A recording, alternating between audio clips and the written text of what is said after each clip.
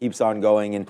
And oh man, I said this yesterday, and it's a good thing we didn't buy too much more of any of these names yesterday. But I thought the dip buy yesterday was a great opportunity. And then NVIDIA today says, no, we're still down 1.5 and going lower. Like, I don't know. I mean, saved a little bit by that GDP number. But you're about to get to 112. And, like, it's not going to look good on our charts because, again, we still haven't been able to figure out the reverse split thing or the split thing, any kind of splitting. But there it is right here. I don't know, like if we lose that 110, so I think that's something that we're going to have to look at today, because then you have that gap down into 107, and then you have, oh man, the 98 mother of of all gaps coming in for NVIDIA. That's not going to be very pretty, because again, people were pushing buy buttons up here. It was just 7 days ago the NASDAQ was at all-time highs. Not NVIDIA, but 7 days ago we were at all-time highs with the NASDAQ. Right here. I mean, that's boom. And we only had 2 reports. I mean, sure, GM wasn't a great report, obviously. Yeah, but Google was, I mean... XPI. No, Google was fine. But it's just like... it wasn't like the end of the world. It's just, I think everything has to be so good this earnings season. Before we came on, I'm like, right. I don't know. I don't think this is going to be that great of an earnings season, because it seems to me like the expectations are completely unrealistic. Like right now, I think for those names that are at these highs to go up, it's basically like my expectation on the bills every single year. It's like I'm a homer. My expectations aren't realistic. Chipotle had a good quarter. Now, like the only problem was their guidance. I'm gonna get to Ethereum in a second, but the only problem was the guide on the margins, and all of a sudden you give up fantastic gains overnight. So I think we're in that kind of a realm, and I do worry about some of the big tech. And the good news is, at least for next week, a bunch of these stocks have already dropped in earnings. So maybe their prices are a little bit better. But even, I don't think it's too much of a surprise to see Ethereum pull back and crypto pull back.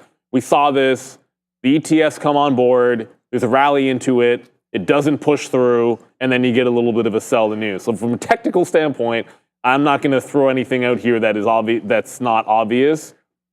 32, I guess we're going to gap back down with 32 resistance on ETH, and 3,000 would be the area of support. So I don't know if I haven't seen a ton of volume on the ones I've been pulling up here, but it'll be on watch. We have them, and clearly they're all moving to the downside. We're mentioning Coinbase before we came on air, that's under a tremendous amount of pressure after just looking like it was going to break out above. And this is sort of the thing about a breakout. When you get a level like this, well, what everybody would love to see, Coinbase had a triple top at like 264. Everyone would love to see it break. But there's no close above that price. It got there, traded there for a hot minute, and then there's your pullback. So in this market, you almost have to be patient, let it bounce, find a really good level if you're going to take some kind of a bounce play. There's going to be lots of SSR plays this earnings season. I feel like every single day there is going to be some kind of a 10% down stock for a bounce play in this earnings season. Today you've got Ford, you've got continuation on Tesla, which was a wild ride. I was just sort of following it on my phone while laying on my back, and I'm like, oh my goodness. Nasty. Buy the dips in the long term if you have a long enough time horizon, but this is going to be a rough earnings season, I think. Maybe we should. Bitcoin downside this morning as well. It's been, what is this, daily chart, 4 days in a row here, straight back to 64,000 trying to hold here after we touched 68,000 going back to the beginning of the week. So you saw some of the equities getting hit a little bit once again here pre-market. This overall market move though trying to help.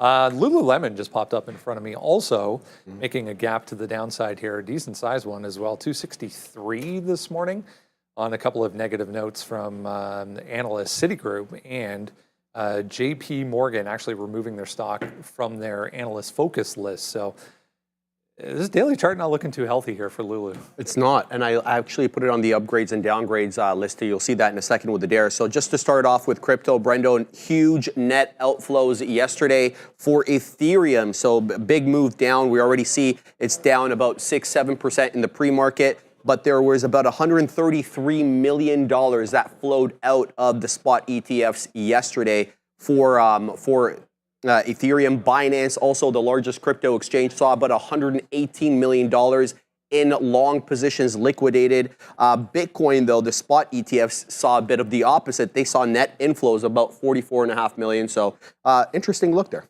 Yeah, a bit of a lackluster debut, I would say, for those Ethereum ETFs, as we were talking about this time yesterday morning. This is a weekly chart. If you zoom out a little bit on Lulu, you got to go all the way back to June of 2022, guys, to find some support here, possibly. Oh, man.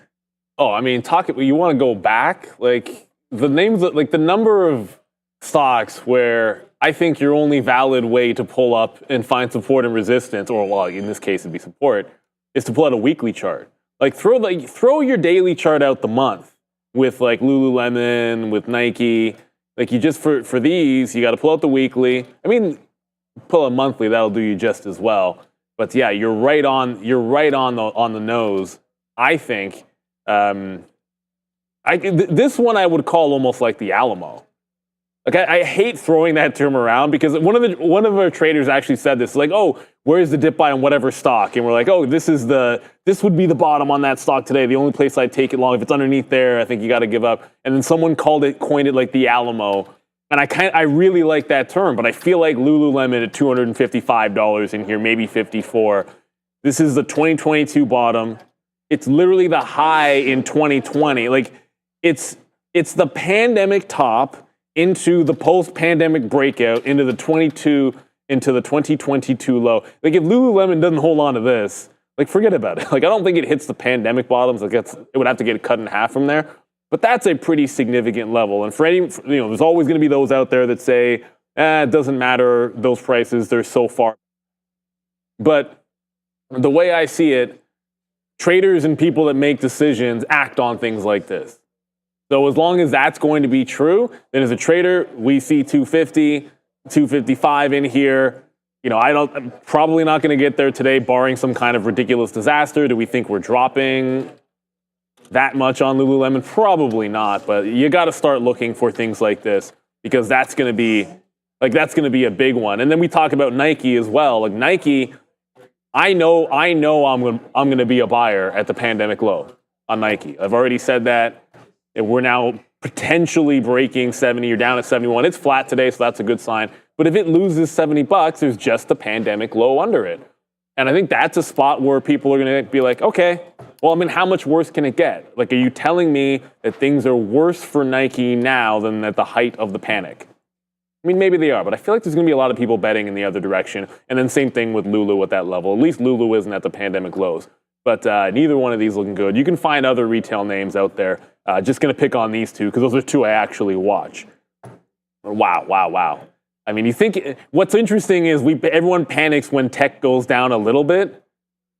Sometimes if you don't own one of these stocks, pull it up and make yourself feel a little bit better about how much your NVIDIA pulled back or whatever other name you're worried about. There's a heck of a lot of worse charts. As the market's making fresh highs, yeah, there's a lot of things that were making lows as the S&P was making highs. Those are the things that I get worried about if they're in your portfolio. I don't worry about 10% pullbacks when I'm giving the stocks to the daughter anyways, and hopefully a long time.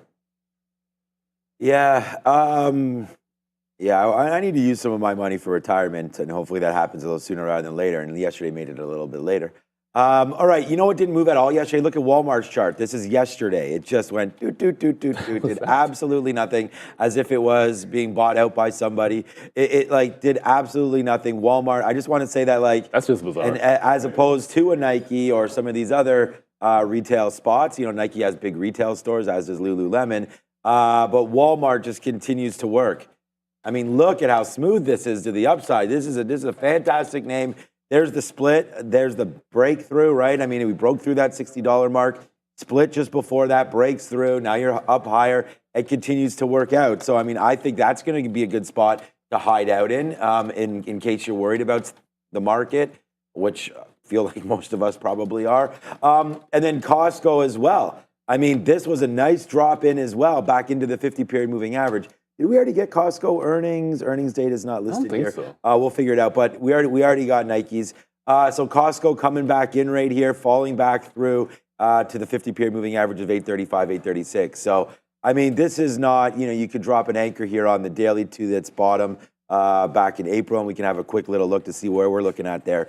So maybe 800 or so for an anchored VWAP from its most recent lows. So that could be another trade coming through for Costco. And then, like I said, I mean, Walmart just continues to be quite awesome. I'm not even going to drop a VWAP on this thing. It'll be so much lower. Let me just check out Target. That's a name that we don't talk about too often. Okay, so let's zoom this back out. So they're on the 200 period, but still, well off its highs, but still for the year, you're still up on this name as well. So yeah, some of the retail spots not doing so horribly. I feel like it is going to have to be profit-taking time in NVIDIA and Meta. I mean, Meta's coming up. Or do we have Raheem coming through today? Do you know of? Yeah, okay, yeah. Perfect, okay. So we'll just get over a few more stocks here because Raheem will come by. This 450, 460 area for Meta, like, I've written this down here today in case we get real nasty with it, but like yesterday we were 486 down to 463. Like, so we already moved $20. Like, if that can come into this 450 area, I just think that we have to be sitting there and put on some risk to try to go long, 451, 452, something like that, to see if we can get a bounce off of that level. I don't know what their quarter is going to be, and I know that maybe they got a little scared with YouTube there and some of the ads going through. Maybe it's going to be a bad ad market, but like Meta right here, I just think it's pretty nice to look for something. Plus, you're going to get the 200 period moving average. I don't know. Well underneath it does not look good, but like these levels, I know this is the real good level, 430, but it's just like just for today. Like if we can come into this 450 area, wick down, broke through, kept going, bounced off of it once we made those highs on their last earnings report. So not their last one, sorry, the beginning of the year. So anyways, I really think Meta has a good opportunity here to get going. You can probably tell by my voice I'm not super excited about buying dips down here at 450, but I'll get excited when we get down there. So. All right, let's go back to the desk here and continue with the fun show. Yeah, one thing that didn't get, I mean, it was down, but one thing that didn't get hit really yesterday was some of the mining names. Gold, silver, both downside yesterday, but this is a weekly chart right now of GLD. So we're just back to support, essentially, on higher time frame for GLD. So yeah, Raheem's stuck in traffic. Which never happens in Toronto if you've been here recently. You can't go anywhere. So Raheem's coming. When he will arrive remains to be seen. QuantumScape, meanwhile, getting hit here pretty badly after the close yesterday. Report worse than expected. Tried to hold 7 briefly after the close, but wow. Not so much this morning, down 16% here, worse than expected across the board. Yeah, it's not a good look here, Brendo. Reporting about 25 cents per share loss, maintaining their forward guidance for 2024, about $250 to $300 million in revenue. Again, this is more of a science experiment, guys, that they're still being perfected. They're looking to take it to scale, hence the joint venture with Volkswagen. So we'll have to see how this does, but this is kind of the gold standard in battery technology for EVs. If they can get this right, it's going to be huge. Yeah, going to take a while, though. That's the end of the day. I mean, Toyota was another one that was talking positively about solid-state batteries. So going to take some more time, apparently, though. Yeah, what goes up must come down. Now, I don't call this a Christmas tree. Other people like to call this a Christmas tree formation on QS, or just in a general sense, because green up and like red down, like nobody decorates the Christmas tree that way, and if they do, I mean, more power to you, but it's almost complete. You're like I almost said one good day away. One bad day away, I guess we're already having one, from being right back where the breakout started at like $550. That said, now the obvious point would be, hey, it's down 15%, SSR bounce, $5.50. Well, maybe you also add like $6 in here, the 50 period on the daily. But the consolidation that happened at that price for a long time, over and then under 550, then where it broke out from, I kind of feel like that's going to be a spot today. If by it's not a miracle that it gets down there, because that's a bad thing. A miracle to me is good. So if it gets down to 550, I think that would be an obvious spot to look for an SSR bounce on QS. $6, even round number, you're probably testing that right off the open. And I'm not sure this is the stock that I'll be looking at the open. I feel like that is going to be a Tesla or a Tesla Ford, NVIDIA, like those types of, those names are going to be out there. Amazon is looking really good. Those are the 4 I think I'll be looking at 9:30. But SSR bounce, 550, on QS. Like it was just there, and that's where the breakout came from. But not looking good for them at all. With these volatile stocks, you know we can do this. You know when you get these big moves that quickly that a retracement can happen and it can be all the way back. That's baked in. When you get a double up on a stock like a QS, you've got to, I'm not saying you have to take it, but it is what it is. Randy with the reload, I didn't do it. Don't look at me. That was Obi. Obi decided to mutilate the bear. Obi has a couple issues. He did some surgery on the bear. Cheers, yeah. Yeah, I don't know. What was wrong with Obi after all? Obi was chased Google yesterday, and that just it was right. Well, we were talking. He liked the short, and it was. I mean, obviously, it was a short eventually, but early. Late, but everything was working late. Don't touch his bears. Apparently. Ah, man. So you still like energy, right, Randy? Yeah, that's doing okay. I mean, how come you didn't warn us about all these things in the car business here, man? I mean, General Motors is like the worst company in the volatile. Do you see Ford today? So is Ford. Look at Ford. Look at Ford. I mean, look at this daily chart here. I sold Ford at 1480. Neil sold Ford at the very top. The very top of Ford was 1485. Okay, technically 78. Neil sold it at 1470. Now remember when it was at 12, I said I had an order. The whole time I said I had an order in front of 15. That was a great one. And I'm like, I'm getting out of this stock and it can go higher and I don't care if it goes higher because I just don't want to be in Ford anymore. I still have like 10%, but because GM's better. No, I they're think. both shit. Both. Well, I think it's less shit. Look at this one. Look at Ford. If you were in a coma since 2010, what am I talking about? You can go back to 1993 right here. And that's the same price Ford is. Yeah. As they are today. Like, it's not even worth looking at. I mean, the highest I only ever gotten was $40. And that was back 99, 2000s, obviously. We had bailouts and all that kind of stuff. I don't think Ford ever took a bailout. No. But at the end of the day, down to $2. I feel like that might be a good time to buy. Yeah, and then again, down here, 2020 bottoms of $4 or $5. So, yeah, I mean, missing the opportunity to get out there at 14 or 15 seems to be pretty good. I don't even know where I'm long on this name. It's not a big position, but I do own some Ford and some GM. And then obviously yesterday, with the biggest and the baddest of them all, Tesla, right here. If you own this one since 2010, you know, you'd be buying this one at $3, $2. Meanwhile, your Ford shares are negative right now. This is $3 back in 2010, and it's only $220 today. So anyways, there's the monthly chart on Tesla. What a headache this name's been for a while. You know, like talk about trying to pick tops and bottoms. Look at this. I mean, you've had the best of the best, then, you know, what are you doing with your life? Then it comes all the way back and you feel pretty good. Then it's all the way back to 140 again, then all the way back to 260. Like, what a roller coaster of a ride here for Tesla when you can compare it to other names, you know, like an Apple or something where Microsoft. Softy, any of these names. But then that's where you get the explosive upside. Right. It's like Bitcoin. Like, you know, you're not going to get that explosive, ridiculous upside, life-changing, unless you have that downside built in. That's what it is. Yeah. I mean, certainly not with Ford. So what about, go ahead, Randy. My problem with Ford is they're a single source income largely from the F-Series pickups. And that's their bread and butter, and that's all they have. They're losing money on electric cars. The Lightning has been a nightmare. There's just not a lot of other residual income sources that are going to pay out that dividend long term, and they need to diversify and get, you know, other income streams coming in, and it's been difficult. Don't get me wrong, it's not been easy. And GM's feeling the same pain. Yep. So if you're losing money on things you make and recalling on the things you make money on, there's a problem there. It's a bit of an issue. So are the investors happy? Not so much. Not so much. It's an issue. All right, Randy. We are going to have Rahim Alani just in the building. Just that's really nice to see what he's up to. We'll talk to him. He probably won't talk too much about Ford. Magna, Canadian company. I mean, if you're looking for parts, that might not be a horrible spot as well. But yeah, EV's not really the place right now. Energy seems to be strong. Energy was one of the only up markets over the last couple of days, considering what we've been dealing with here. So, all right, when we're ready, I mean, they're just getting set up right now. Back over at the desk. Thank you for that, Randy.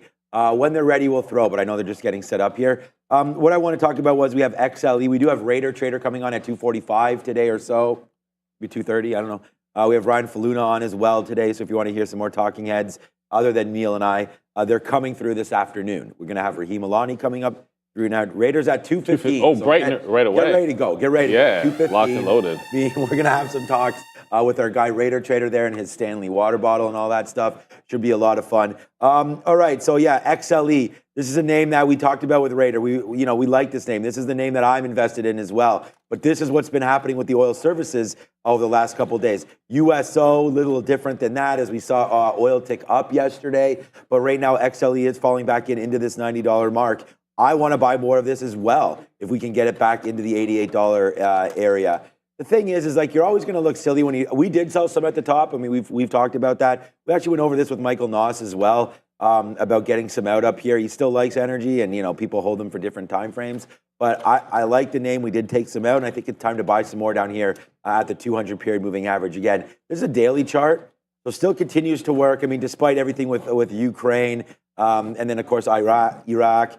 There, I mean, I know what's happening with the Middle East right now isn't really too concerned with oil and stuff like that, but that's been holding up right there with OPEC issues.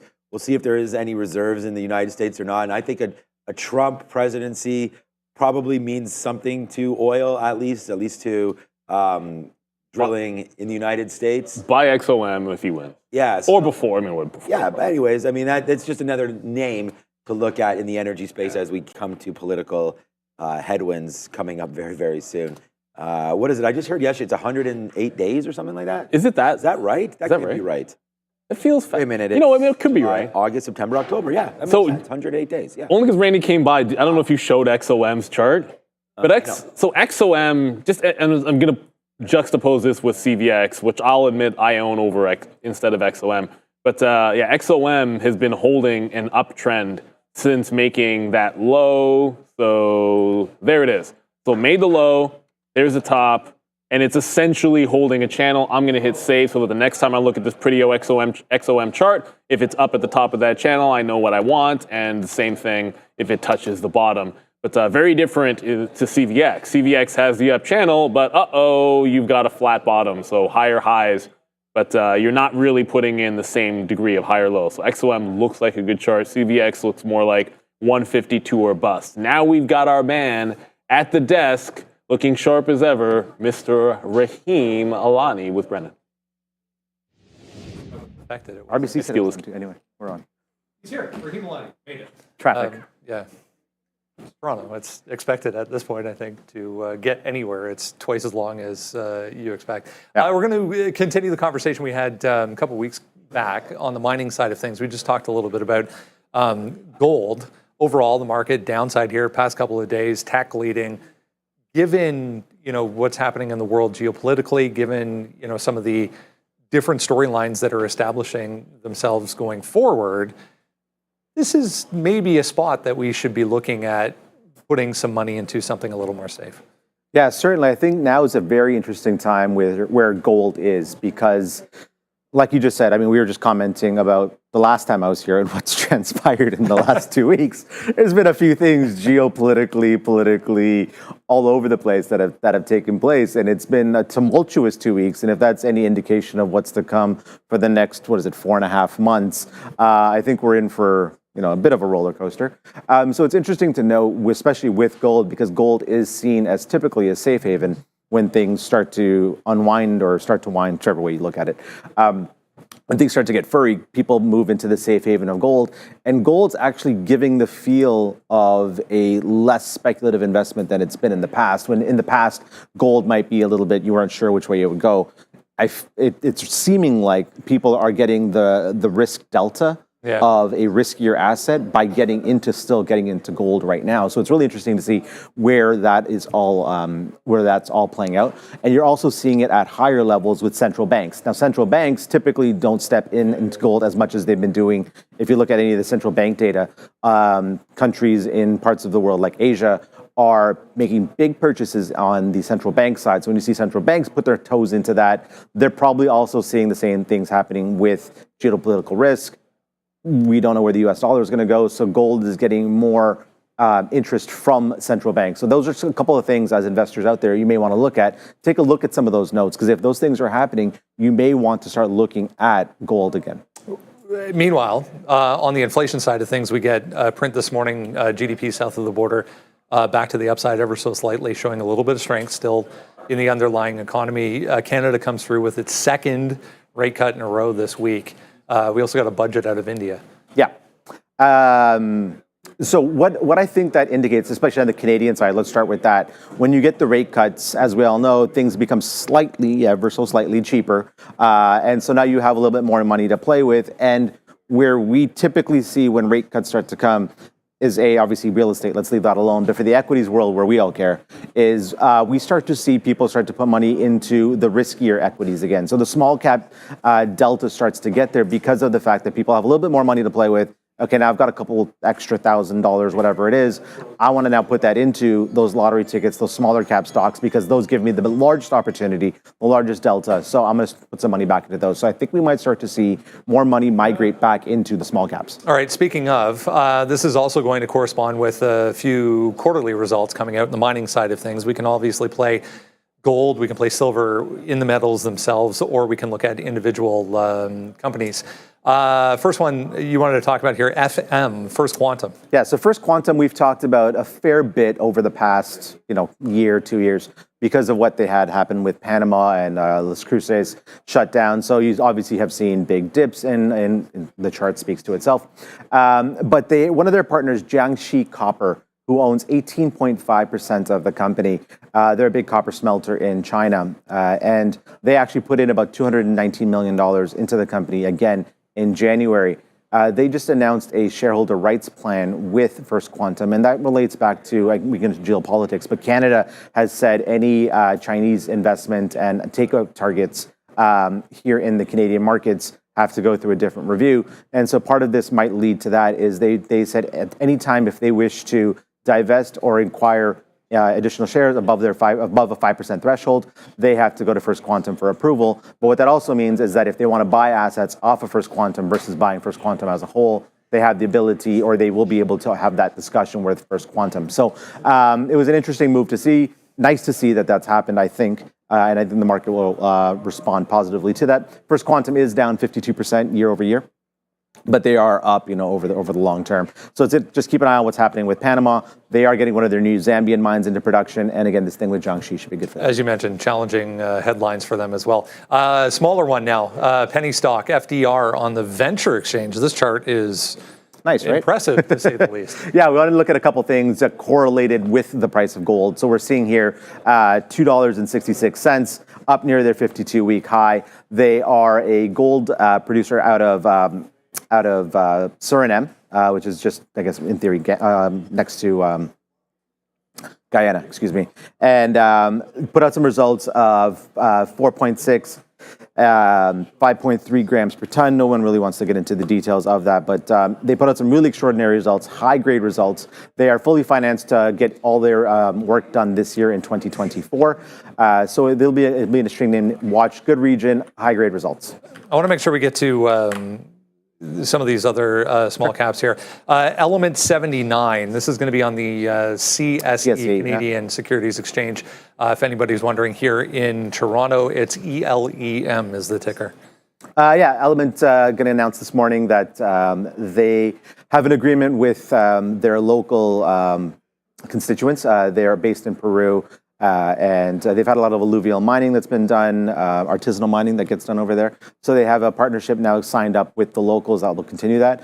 And for a mining company to say that they are going to get into revenue doesn't typically happen very often. So they are suggesting that they'll start generating revenue off of this artisanal work that they have on in their community. So community partnership, generating revenue, they'll be looking at a few things like that this year. So that'll be a really good move for them. And one we've spoke about in the past many times on this show with you that you're actually involved with here, Hispania, coming through with some news over the past week or so. So they just announced this morning that one of their insiders has in the market purchased shares. And I've always said, if you love yourself, you buy yourself. So a couple of these companies that we've talked about as well, a lot of insider buying. So a director, that's me, purchased 1.575 million shares of the company in the market. I'm a strong supporter of the company. I believe in what the infrastructure is in Spain. I believe in the CEO and what they've found. So so I saw some weakness in the market. Unfortunately, these things happen, and I'm fully supportive of the company. So I thought it'd be a good time to go buy. So I bought 1.57 million shares, and I'll probably buy some more down the road. This is gold. No, zinc, copper. Or zinc and copper, as we mentioned before. Great stuff. It will be gold. I like the segue. Rahim Alani, Managing Director over at OCI Groups here in Toronto. Good to see you. All right, guys.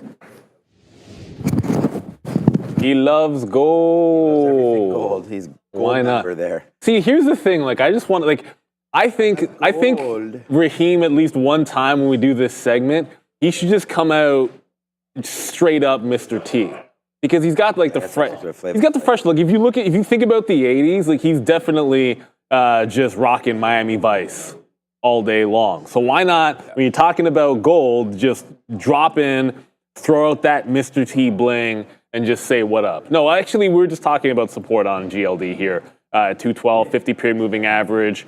Like these would be the spots. Hey, if it's turning into like the appreciating asset, we're just going to trade it like a stock. Like these would be the levels. I mean, 212. I mean, obviously 211, 212 here, and then the 50-period moving average resistance, kind of support there.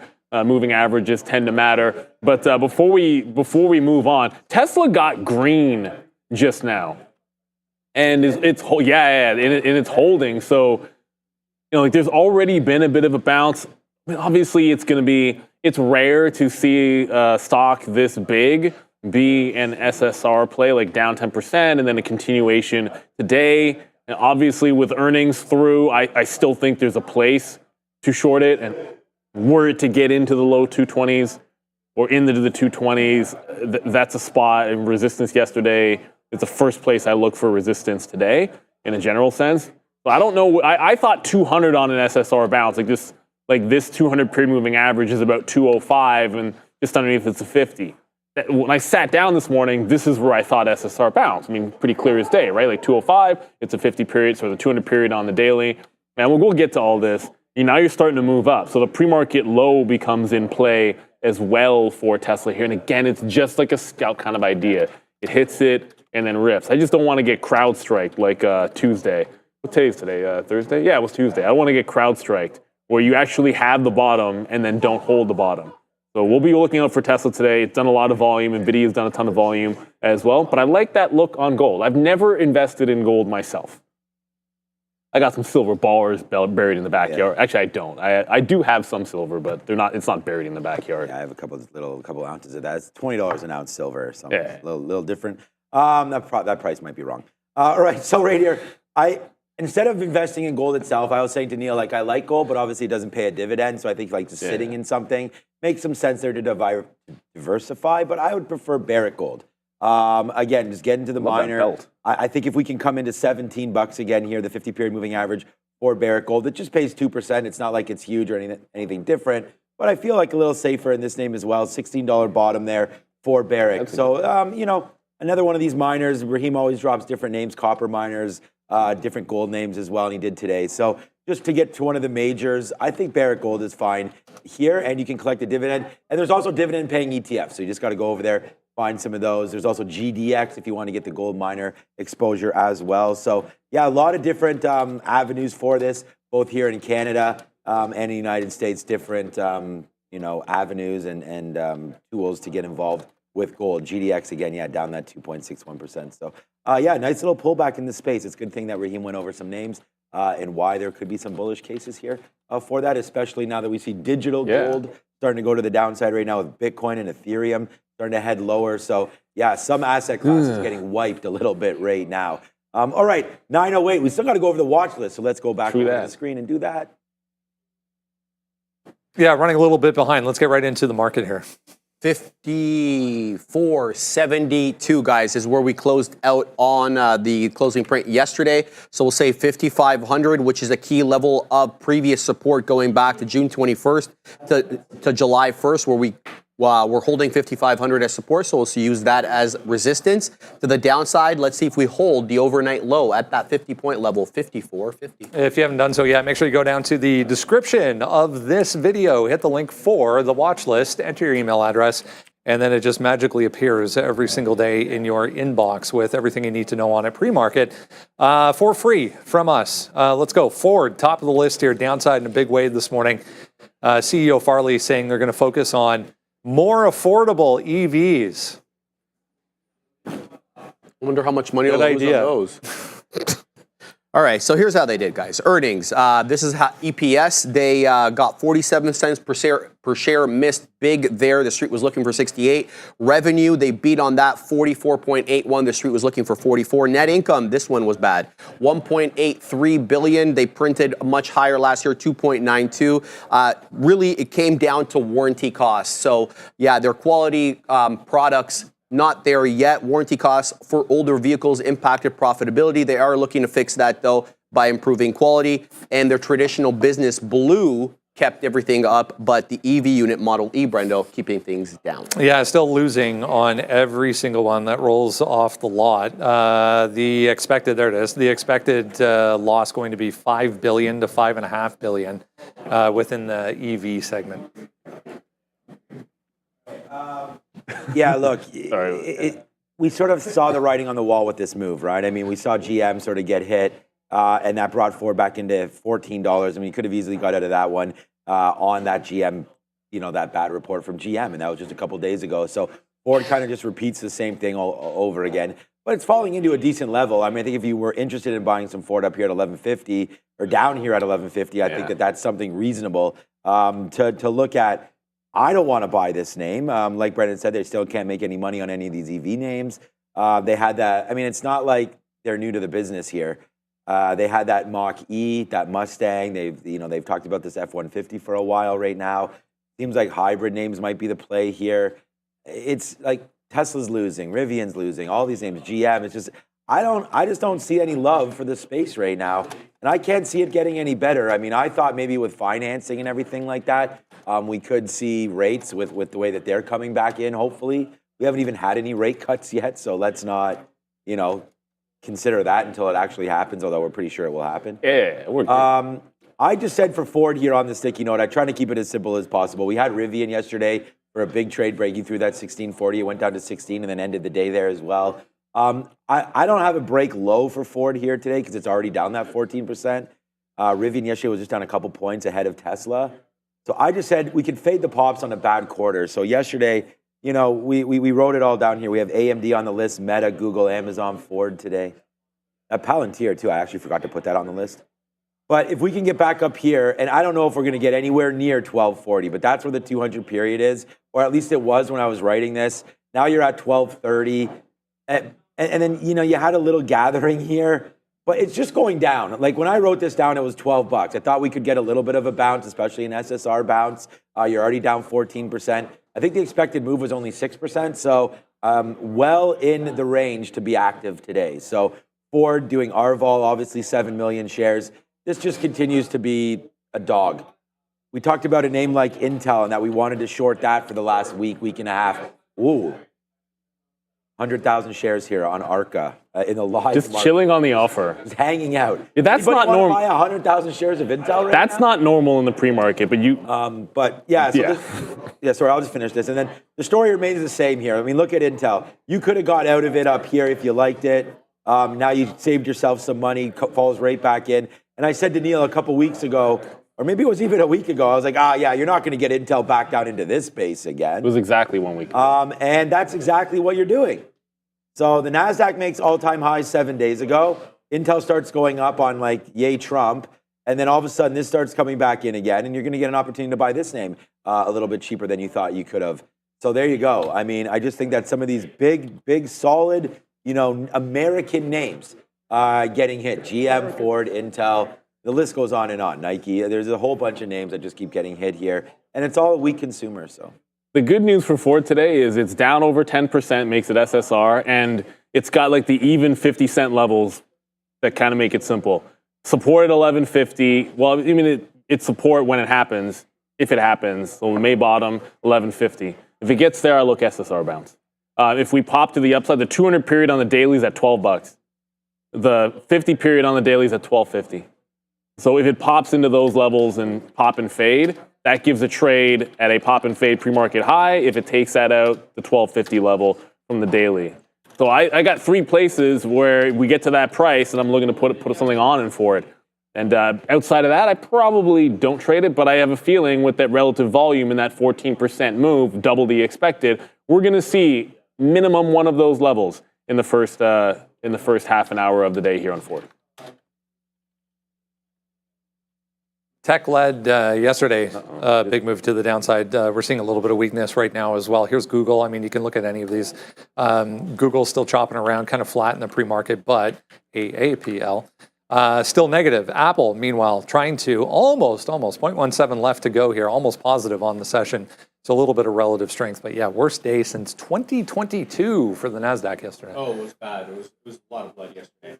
So specific to Apple, some China data came out overnight. So China's overall smartphone market grew by 10% year over year, but Apple's share of that growth dropped big. So now iPhone shipments in China dropped about 2% compared to Q3 of 2023. This follows an initial period of growth in 2022 when they cut prices to stimulate growth artificially. Huawei really making inroads here, launching their Mate Pro 60, which caught everybody by surprise last year, Brenda, because they were able to make those 5G chips without ASML's ultra, what is it called? The lithography machine. That's we'll see. I mean, if we get a bounce or not today, and how long it lasts, guys. But Apple seemingly a little bit stronger than the rest right now.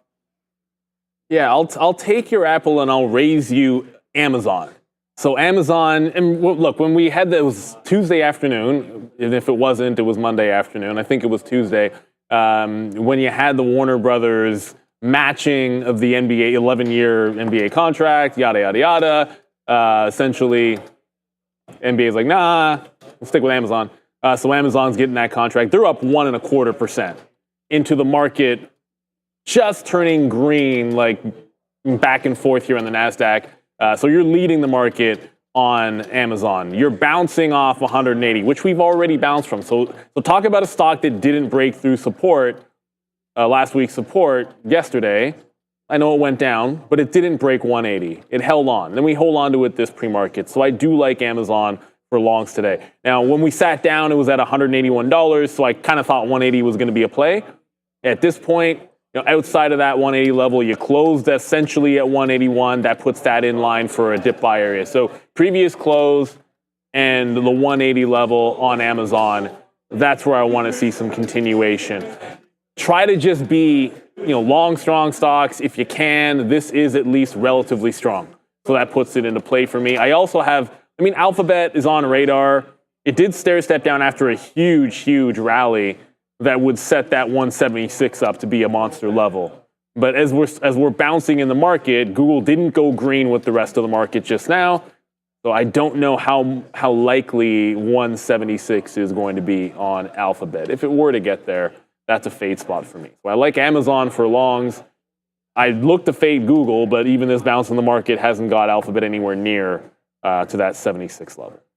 Yeah, so we don't have too much time left here. Again, I'll just show you some of the names that I was looking at here because we do have AMD on the board coming next, and then I don't have anything for crypto or CMG on here, but we do have Meta, Google, and Amazon. So I have longs written for all of them here. So the 450 level for Meta, the 170 level for Google, and then 179.50 for Amazon. So the reason why I like Amazon, I think the NBA deal, plus there's a couple upgrades and we're falling into support. Amazon's already come back from, thanks for the likes there. I just saw a couple likes pop through there. Meta coming into 450, and then Google off 170. So, Neil kind of just touched on most of them there. I thought that Meta, and I've written this down here again. If you're going to look here, I just have, this is another chart right here from TradingView. You're going to see here, there's the 50-period moving average right here at 492. Obviously, we bounced off of that, hit that nice move to the downside yesterday, and really gap fill into 450. I think 451 could be a good spot where we start this long. And then if we lose 450, then I think that this 200 period of 428 comes into play. So I think just in a disaster kind of situation today, I really like Meta down here near 450. But I don't know if that's going to play. That's just something. Let's keep it up here in case that happens, because yesterday I missed Palantir to the short side, broke that key level that we really liked, that 28.75. That started tanking off of that level. And then something that is relatively strong, yesterday, it wasn't. Okay, like Google was bad. They had that report, was down 5%, not great. But Google tried yesterday to get going and then held this level that we're at right now. So if the NASDAQ's going to rebound a little bit today, and I know we talked about Apple and all that kind of stuff, there are going to be some strong names that you can go in there and pick and choose from. And I just thought that, and again, you know, we write this down, pre-GDP numbers and all that stuff. I thought we could fall back into 170. We don't have to. That was just a level to look at. And if you're looking at a daily chart, I did buy some Google yesterday and NVIDIA yesterday. Not looking too smart on either one of those, but well, Google's fine. This is going to be a level. So 171, 170. I need to be long Google at some point today. Just have to find it. If it's back to VWAP and we have to make that trade early, then we might make this trade early. Let's see how the market reacts. They definitely like it. I know we have to go on, so just one more play right here because we'll wrap it all up and then we'll be done. Amazon, wow. I mean, wow, what a good move right there. And again, this is the thing. You know, we get in here early, we write these notes down. It took off on that GDP number and continues to go higher. NBA deal there, really nice for them. They had a great Prime Day. So, I mean, you know, weak consumer, if the case, where are they going to shop? We saw Walmart do nothing yesterday. And honestly, although Amazon hit the skids, that's for sure, and finished at its lows, this 180 cannot be ignored. I mean, this is 180, this is 181. But if for some reason, and I don't think it's going to happen again today, but this is another name that we have to get long. I feel like you have to be long here today. Amazon, if you like the long, and you got to look Google. If you're looking big tech, I mean, those are the two names for me to go long. And then Neil surprised me with Tesla being up here into 217. I wrote down 222, and that's not on the sticky note today, but I thought 222, just because if you're looking at the 20-minute chart here, this was the high. We bounced and then tanked off of that, right? And so we did have a retracement yesterday. We nailed this yesterday for almost $12 at the low, which we did not get. We wound up taking $7 on it, but that was a great move early, and I just think a retracement back up here into 222 could be a fade spot for Tesla. So, hey, man, today's going to be a really interesting day. So many names have so many possibilities that really excited, and we didn't even get to semis yet, so let's do that now. Oh, we're already green on NVIDIA to the tune of 0.3%. Relative strength coming in as well here, 115. Next, maybe, I mean, a minor headline, but another partnership on the server side, AI server side, worth $950 million, according to Bloomberg, for NVIDIA today, but another group yesterday that just got absolutely crushed all day long. Yeah, it's been tough for them because possibly more embargoes coming in as a result of, you know, the Biden administration wanting to shore up their AI technology and not have it shipped out to China. So in response, NVIDIA creating a new GPU specifically made for China, another one, not the previous versions that they had made. The new B20 is supposed to be shipping out to China in 2025. It's supposed to be a legal version to ship of the Blackwell processor slated for later this year, Brendo. Yeah, while we're here, we're also going to mention Bitcoin or crypto stocks across the board, ETFs coming off the launch of the Ethereum ETFs that was really a non-event so far this week anyways. Volume outflows to touch on from that side of things. Here's Bitcoin, meanwhile, 1, 2, 3, 4 days in a row, right back to 64,000 guys for BTC. Tis. So just very quickly on semis, NVIDIA just went green. NVIDIA, there's 117 support. Obviously, in the afternoon, or actually that's like early afternoon, it dipped off 117. This is where, if it's under 117, I'm looking for fades into that level on NVIDIA. I was asked my thoughts on Micron. I gave them in the chat, but I feel like the two places I'll be looking today just showed NVIDIA. If this will ever load, Intel as well. I think Intel broke that last channel down and then spent yesterday kind of making a new level. So when it makes a big move down, I just look for it to continue stair step and then short previous resistance. The afternoon resistance was at $32. So NVIDIA 117, Intel 32. And my thoughts quickly on Micron were simply, if I was trading Micron today, this is already giving back 30-something% from the highs. 105 was the April bottom. It's trying to bounce off the 105 bottom here today. So Micron has been very, very nasty. Like, that feels like if it holds 105, there should be some kind of a long if it can hold that at the open. But I'm going to be trading NVIDIA and Intel today. Intel I could see getting into that one. If it bounces. Yeah, I have a little bit of a, I still think that's a long, so that could be a good one there. So I wrote down AMD here, 145, but the thing is, we're already back up to here. So now let's wait to see. A nice $1.50 move straight to the upside, and we've already bounced off 145. So we've written down on here AMD 145. Yesterday, we really hit this name. We hit it real good at the end of the day, man. We shorted off this 200 period. Look at this 200 period. So yesterday, we had the short at 153. We had the short yesterday at 153. Then we had the short right here at 146.75, and that closed at 145. We took $2 on a... What a great afternoon it was, man. The last couple minutes there in the afternoon, the last hour, we really started stacking up a little bit by holding on to some of these shorts into the close on such a horrible NASDAQ day. I thought that we could rebound today. I talked about this with Adara on the show yesterday. I said we'll probably have a rebound day in the NASDAQ, but I don't know. I don't think we're going to get up too huge, but could we have another red day? If we do, I think the pain comes from semis again. So I do want to be short this. Let's just play it. There's the move down. We did get the imbalances coming through right now. Let me have a quick little look. There's Palantir with a sell. NVIDIA comes with a sell. So there it goes back down to the downside as well. So, just a couple plays for me.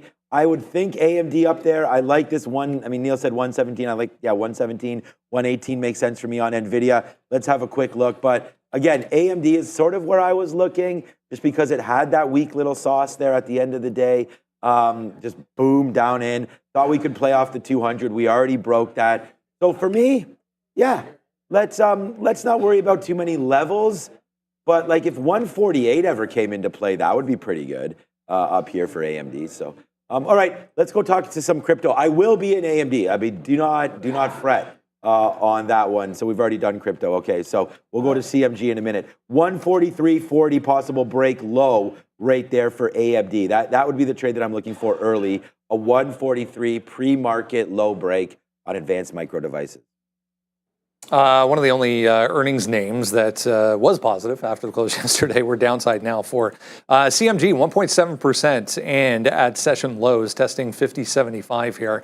The report itself actually pretty good, including, $400 million buyback announced for Chipotle. There's a whole lot to say that's good here, Brendo. So let's get right to it. Revenue, almost $3 billion. That's up 18.2% year over year. The street was looking for 2.94. Adjusted EPS beat as well. Same store sales. Those are stores that were open for a year. They did 11.1% better than they did last year. Operating margins continue to expand. Almost 20% margins now, up from 17 last year. They opened 52 new stores in Q2 this year, and they're looking at opening about 285 to 315 new stores by the end of next year. There were a few analyst moves here this morning. I was just trying to find them all. Mostly downside guys with price target cuts and a couple of downgrades, it looks like, too. So November 2023. That is the last time that Chipotle was underneath the 200 period moving average on a daily chart. It's been a hot minute. And it wasn't, and look at it, it wasn't even down there very long. And when it came back up, it was the rally to end all rallies, which I guess it's been doing since its inception. But that's what can happen if it gets back above this at $53. But I don't like that you trap some longs. So I think today, just zooming out a little bit so you can see, today it seems really unlikely. The big level to me when I look at the daily is $47. So underneath here, that's a big one. 50 is just kind of a round number as far as I'm concerned. So I don't know if I see a trade that I like. I can tell you this much. This thing gets down into the 40s. In my personal account, I'm going to be buying this stock. I haven't put an order yet. I'd probably do something like throw a stink bid at lunchtime or something along those lines. But if it gets back above 52, this will be about $52.50, that 200 period. If we get back above that and are trending over, then I'm joining longs in Chipotle, but I'm not catching a falling knife with this stock. I think some longs got trapped on the good report. So I'll be very, very patient. It needs to get green. It needs to get back above 52.50, or it's got to be 47. So I got to sit that one out. We like NVIDIA. We'll be trading NVIDIA for Tesla. Those are things that we'll be at the open. I do like Chipotle at lower levels in my personal account, though. Just about a minute left. Look, I think this Apple trade could be something. I mean, we're trying to break through 19 right now and starting to go back up to the upside. That 19 held pretty much all yesterday afternoon. So that was one level here that we could look at breaking through to the upside right here, 219. And if you want to get real specific about it, then I think it's like 219.25. That little top break right there. So if you do break through 219, maybe scalp. Well, I'll be scalping some out, as you know, that's how I do it. But 219.25. A level to look at there for Apple. And I just put a buy down here at VWAP if we can get 217.50. So a couple orders that I have pending right now. I'm looking at Google long in case that comes in. We already talked about that hero play on Meta. If that comes in down to 250, I don't think that's going to come through. And then we have our Amazon bids as well now with only 30 seconds to go. And then I am, early my eyes are going to be on AMD because we hit that 153 yesterday, like wicked awesome. So let's wait to see if we can do something like that here today again on AMD. It just faded off that 145, which was a level that we liked. So if we can get back up there, then maybe get faded through it again, then we'll look at that with only now 10 seconds to go. It should be another volatile one, I would think. Although the NASDAQ opening up flat. Hey, Adair, how's it going? 3, 2, and 1. There we go. Party instantly to the started. downside. Yeah, right away the NASDAQ moved down. Nothing on Amazon, though. Like Amazon still holding 182.5, so Amazon stays strong up that 1%. Tesla gliding, no break of the low, looking for maybe a dip and rip on that. Ford's not really doing much of anything. NVIDIA slightly heading down. I thought we'd fade into 117, but NVIDIA with that sell imbalance already heading to the downside. So all the 4 stocks I'm watching haven't done anything crazy with the exception of NVIDIA in the wrong direction. Yeah, I'm going to wait a little bit as well. AMD trying to get back up here into 145. I was actually thinking about going long. We got a little bit of a flush there in the market. Then we started to bounce back upside again. So we could definitely look at something long side, I would think. But let's just give this another second. I mean, we're not even letting the first candle close yet before I make these comments. So let's wait. All right, NVIDIA. It looks like it does want to potentially get a little bit lower. I mean, breaking some pre-market levels, you'd have to get through 112. To hit that. So that could be something there as well. I mean, a break right now of 113 isn't the end of the world for NVIDIA. So I think that maybe let's try that. If we can get that early 112, we'll see if we can get a little bit of a break lower on NVIDIA if we just take that level. But the NASDAQ could bounce here. So no doubt about that. Coming up into the 50-period moving average here is NVIDIA up to 114 again. So, all right, here we go. Starting to get upside. So we will play, I think, that break a little bit lower if we can, but we're just bouncing right now off 114. So that's that play. AMD still not doing much. Yesterday's big mover, of course, Tesla. And they're not doing much either right now. Nice move up to 219 and then kind of a fade back in, trying to hold the 200 period at 215. So a little bit of a dip buy opportunity there potentially on Tesla. Yeah, it looks like 216 was the spot for Tesla. Not even VWAP, not even that 210 level. Like none of those are going to be in play. I see a few people talking about crowd a little bit. Now Tesla's really starting to rally up, almost like at 220. This could be another dip buy. Amazon, we were sitting on the bid. Amazon now 113. It bounces off VWAP at 182. So maybe have to adjust target. That said, I don't want to adjust target and dip by long because look at the market heading into the downside. So it's about the phase at this point. Oh, I was telling you guys, man, we got Obi, we got Neil here, we got them all. But, I mean, at the end of the day, man, you got to put on the trades. And there it is right there. We just gave you that trade. We gave you the 113 break lower there on NVIDIA. So we'll get it. We're out of just 30% right now of this trade. Let me put another bid out here at 50 if we can get that. But so far, so good here with NVIDIA. It's already 50 cents. Let's see if we can get, there it is. Now it's 50 cents. Let's see if we can get lower now and put that first Dollar Club member onto the board right there with that one. So yeah, man, here we go. We got it, and we got it pretty good. It's NVIDIA. Nice little downside trade here to start the day. I don't want to clap. Someone said, oh, guys, stop clapping tech. But at the end of the day, I mean, my kids got to go to summer camp. And right now, definitely the long term's not paying off for that right now. And there it is, Neil. We are in the money right there. It only took 2 minutes. I'm still hearing myself in our ear a little bit. There it goes. Nice downside move into 12. I got to take this out. Down into $12. There it goes. Yes, sir. Oh my, Neil. Now we're getting spicy one more time. I hope everybody's with me again. Nice move on NVIDIA. They're $1.30 now in the money on NVDA. Oh yeah, we like it and we like it a lot. There it is, man. goal hit. We're here and we're ready to rock and roll. Neil, what you got on board over there? I'm still being patient here. I wanted to pop and fade, and obviously we're just falling in on the market. I'm going to be hands off on Tesla, unfortunately. Tesla did not get into that 220. I liked it over 220 for a fade, and Tesla, as the market hit lows, is trending higher. So I know the drill. If the stock you want to fade is strong, then you've got to let it get to the key price level. No ifs, ands, or buts about it. Amazon's starting to pull back in. I think we're going to get the potential dip possibility on Amazon. And the SSR bounce play in Ford. Ford is simply just holding the low. So I like the 1150, but Ford doesn't seem to want to go any lower. If it doesn't break the low, there's only one place to go. So right now, you've got a double bottom at 1175. If it tests this on the market weakness and bounces, then this is where the bounce play has to be. Let's go over to Adara at the desk already. Keep an eye on Bloom Z here, BLMZ. This is its second day trading. It had its IPO yesterday, opened here around $3.60 per share, initially priced at $4.30 a share. Currently still around that 360 level, up about 40%. BLMZ, $30 million market cap, guys. All right, Tesla is broken through 220 and still flying. 221 now coming in to play. If you had it right away at the open off 16, like that was your level, congrats, you've got your SSR bounce. It's gone like $5-6 already, 5 mostly. But you go into resistance. This is up here around 222 to 224. So if we get up there, that's where we're looking for the fade on TSLA. Oh, man. All right. I mean, NVIDIA right now, we're over $2 in the money. One trade, and there it is again. Every single day, this seems to be a beach day. And it's nice to put beach days up on the board because, again, you know, you guys want to celebrate some summertime. And there it goes to the downside. We absolutely crushed this play here today. All right, are we going to get $3? I mean, this is, you're seeing it right here. You keep hashtagging real trading. This is what it's all about. I mean, there's traders behind us here. There's traders watching us live right now. This is a real trade just put on right now that all of us could have.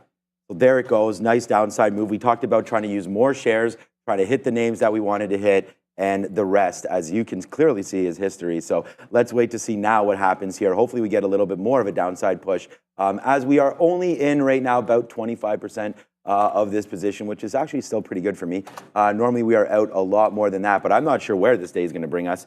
So we do hold for that move. So great opportunity there, out about 50% as we mentioned here. And then here goes a nice little downside play for us one more time. And it's a good one. So yeah, right there. It's been a really great month. We've been trying to trade some of these names. Let's go on and see if there's anything else popping around. Although NVIDIA looks like it might want to hold that 11 spot. Let's put one more bid down there in case it does want to hold. Let's go back over and check out some more trades that are, you know, on the note. So Google right now, we did like this long. It seems like we were dead right about a long, but you had to have that specific price, which I wasn't going to get long at 172 and change. So we'll have to wait to see if Google wants to do something. Right now, it's kind of like meh.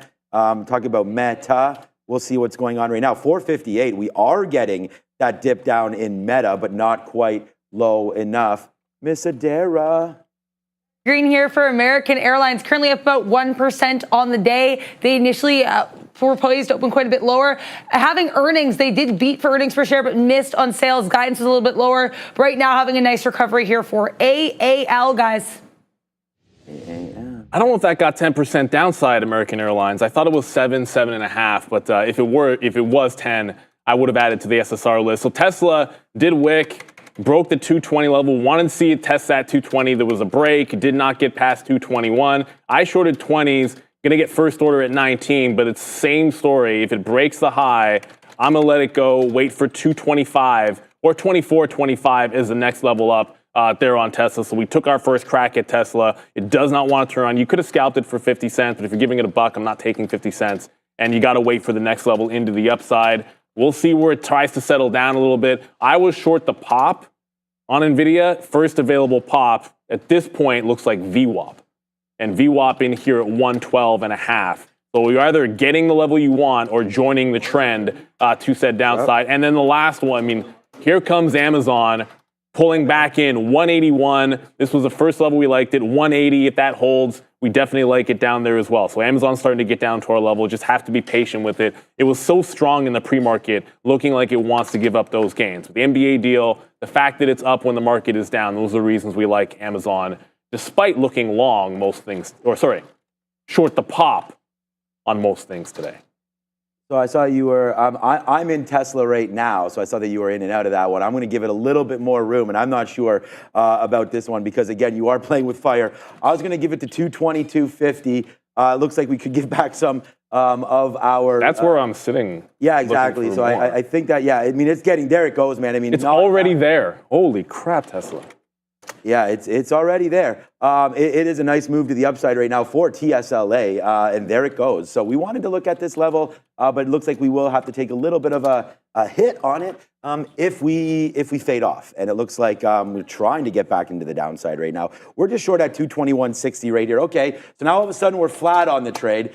We just got hit out a little bit down there. That was kind of lucky that we made that move in and we got a piece out right there. So yeah, not a good trade there, but saved by that last little push down on Tesla right there as it just tried to take 222.50 again. And then there's the fade back. Oh, wow. This is a very, very it's going to take it out. Keeps getting bought up. Tesla right now. Good trade if you're in it, but you have to be in it to the long side. We're in it short. Oh, there it is. We just got another fill down there. Okay, pretty violent name here for Tesla. Let's go. We're now back into the money on this name. It is Tesla. Let's go. Let's see if we can get some downside push now for TSLA. We like it now, but we'll see where it winds up. I still think there's a lot of strength in this name, guys. Tesla making its way to 222.50. Let's see if it holds. What's up, Adara? Some updates here in the world of biotech. First, we have Viking Therapeutics. Strong volume here, up about 20% after earnings. This is not a small cap, $5.5 billion market cap. They do have a 13.7% short float. They've run in the past, and they had a smaller than expected loss per share here. So VKTX strongly to the upside. We also have AbbVie, which just reported earnings, announcing that it's discontinuing its further development of its experimental Alzheimer's drug. So keep an eye on ABBV and LLY, which also has its Alzheimer's drug with that news, guys. That's that Viking was a huge runner. Good things for them, bad things for the other GLPs, unfortunately, if you're in them, which I know I am. It is what it is. So we got out of Tesla when it broke high. It then wicked, got us to the next level. We said, well, it's already back up here. So it got to the 222.5. That's essentially where I was shorted. I got that out there, the $0.50 as well, 221.5. But now it wants that even. So if it breaks this, the next level is 225. And at that point, all bets are off if it's clearing 225. I don't want to fight it forever as Tesla's looking obviously strong. So there you go. We're able to scalp some out of there, thankfully. We did get Amazon on the dip buy. I mean, a lot of things were pop and fade ideas here today. Amazon we liked, partly because of the NBA deal, partly because it happened to be up when the market was down. So at least we'll ring register there as it bounces back into VWAP. It tagged 181 pretty much exactly, and now bouncing back through. So we got some out in front of this 182. VWAP's just above that. Pre-market, the breakdown right at the open was 182.5. So if we break VWAP, 182.5 is going to be the next target to the upside there. But wow, Tesla is absolutely flying at this point. So at least we have one long, but this market just went bottom back to the top. Only issue was on the NASDAQ. It's only 100 points. Yeah, it's not really flying around too much. It's not that big. All right, here we go, man. Back into it now. 50 cents in the money now on Tesla as we have that short. 223 and change right now on TSLA. So let's see if we can get a little more love to the downside for Tesla. That would be nice if we could. We do have a reload position here, and I don't know if it's going to be good or not. And that is going to be NVIDIA. NVIDIA's trying to go, and we just touched that 200 period. So we got to think about where we're going to be getting out if and when we're wrong. I was thinking 114 to sort of get us out of that, to take a dollar hit on that one. I mean, we could.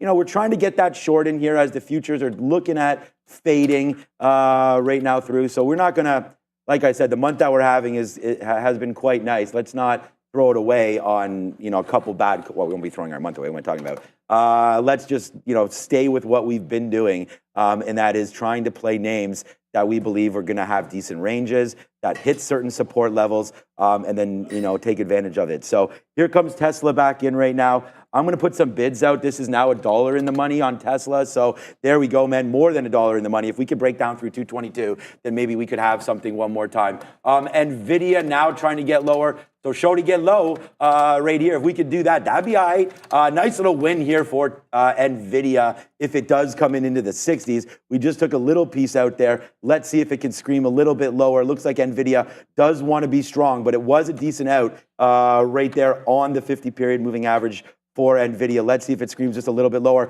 Oh my, Neil, there it is. The bang, the bang, the bang, the bang. Coming through again there for Tesla.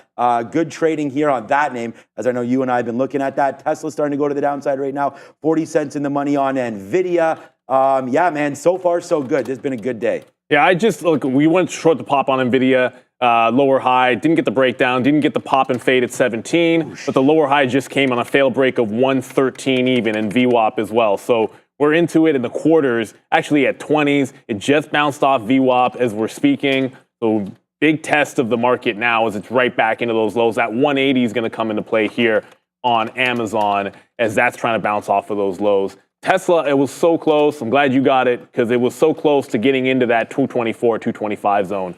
I thought that was going to be the spot today, like 225, line in the sand. But if it puts in a higher low, I still want to be fading up at this area. It's above that 220. Put in a higher low and show me a chance to get in, and we're going to take that opportunity if we're able to get it. But we do like this one, and I keep saying SSR bounces. Ford saw 1250, so check that. Ford saw 1150 and didn't care.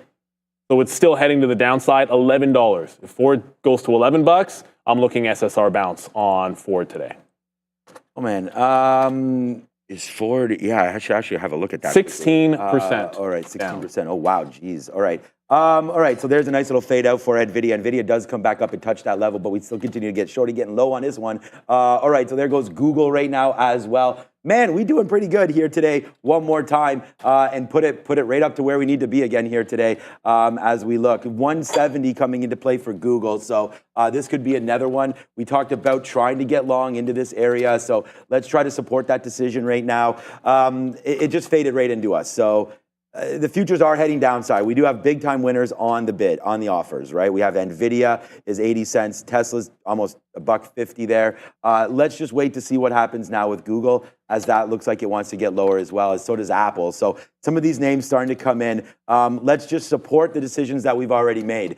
So breaking through 170 and we will be out of Google, but we do want to take a shot down here. So we'll put on some more shares as there goes Google trying to make a move back up. We are long right here at 40s. Maybe we'll take a piece out for 50s, but I'm going to put the stop in right now at 169. 90s, basically. If we can break lower than that, then we will get the heck out of Dodge, and that will be Google. New position alert for us, as well as Apple just went down into 217. If we can break that pre-market low, then we could definitely get out of the way for this one as well. 216.87. So we'll dig into a couple longs right now, but we do have almost, like I just said, Neil, it's been a good day, man. $2 now in the money. Bye-bye, Tesla. Bang, Neil. That's what we're talking about. It's great to have you back. It's great to be in this market one more time again. And there it goes, man. See you later on Tesla. Took a couple swings and misses for sure, but there it goes, man. We told you we're looking for trades that we can hold and that we can put on. So shout out to young Jeezy. He puts on, you know what I'm saying? There it is right there. Let's go. Nice trade on Google as well. All right, Neil, man, kill him. Let's go. We got 180 bounce here on Amazon. It just bounced once. We're trying to get it a little bit more tighter to the 180 level. We reloaded this one after the bounce off 181. It's still stair-stepping down. NVIDIA is starting to head back to the upside, by the way. All right, so NVIDIA just bounced off 112 and bounced off VWAP. It was a reload at the same price, 113.20. Okay, 25s doesn't matter, 19.25s. But now you're bouncing off VWAP. Got to be cautious with this. This is a higher low and a VWAP hold if it happens. What are we even doing? So I'm going to get out if it breaks 113.5. Otherwise, we'll wait for that break of 112. So Amazon, we've got the long in that one as it's heading back up to that 181 level. And NVIDIA, okay, now it's starting to look okay for the short. You're underneath VWAP. So if we get back into the low of the day, that's an obvious target for us here on NVDA. Oh, man, we were looking at the wrong stock. Our net just absolutely skyrocketed with that Google trade. So by the way, Tesla is just $3 in the money right now off that short. So that was an absolutely fantastic look right there for Tesla, as you can see again. Big shout out to Wayne in the back as well, as we start to go. There goes Tesla, man. Bring the pain on this one. This is going to be a good one for us here on TSLA. Apple really falling out there. I actually did not put a stop order in for Apple, so yeah, we got to address this. Right now it is at that pre-market bottom. Let's have a quick look at the futures. This is again just a starter position, but we did mean to have that 217 out. So I think we should probably think about doing that again. The futures are right down here looking to break lower, and obviously Apple will not be able to withstand too much pain down to the downside. But oh man, are we doing damage on this show here again today? Yes, we are. As it continues to make these moves back in here, look at what is happening with NVIDIA. Nice downside push on this name as NVIDIA goes multiple dollars now back into this level of 118.80. And wow, oh wow, you know, Tobey Maguire was bit by a spider. Brendan, he bit by a goat right there. So there it goes. Nice downside move coming through one more time. We here, baby. This is going to be 11-2 this month. It's going to be a good one. I don't know what's going to happen today, but it's been a good start, man. 950. Very, very exciting to trade here again today. Yeah, absolutely. And like we said, when it gets to your level, you take the trade. So 180 just happened on, I was about to say Tesla, and that's not true. It's Amazon. It wasn't really the bottom. It's pre-market and overnight levels. Yesterday's low was actually like a little bit higher than this, but the 180 is where we wanted to have it. We've been able to scalp some out, but it's starting to look pretty heavy in here. If the futures lose the bottom and we lose 180, I do not want to be fighting this stock. So Amazon's looking okay, but weak. NVIDIA's starting to look. That was huge. Yeah, NVIDIA is starting to look okay on the reload. Maybe we get VWAP again. That's certainly a possibility, but I want to jump back into it. And I said if Tesla puts in a lower high, that I liked it for a short, well, this would be where it either does it or doesn't do it.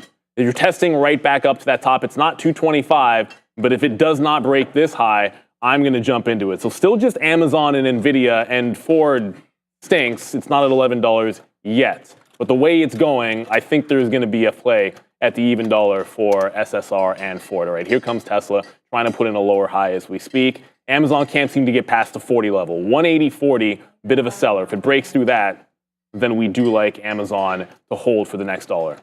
All right, I'm going to try it. We did get stopped out there on Google. I mean, we did have a couple good outs there, but at the end of the day, we did wind up flat, if not a little bit red there on Google, because it did wind up breaking, and we were long in the 30s, as you can recall. Of course, man, Tesla with a nice battle back, a real nice battle back.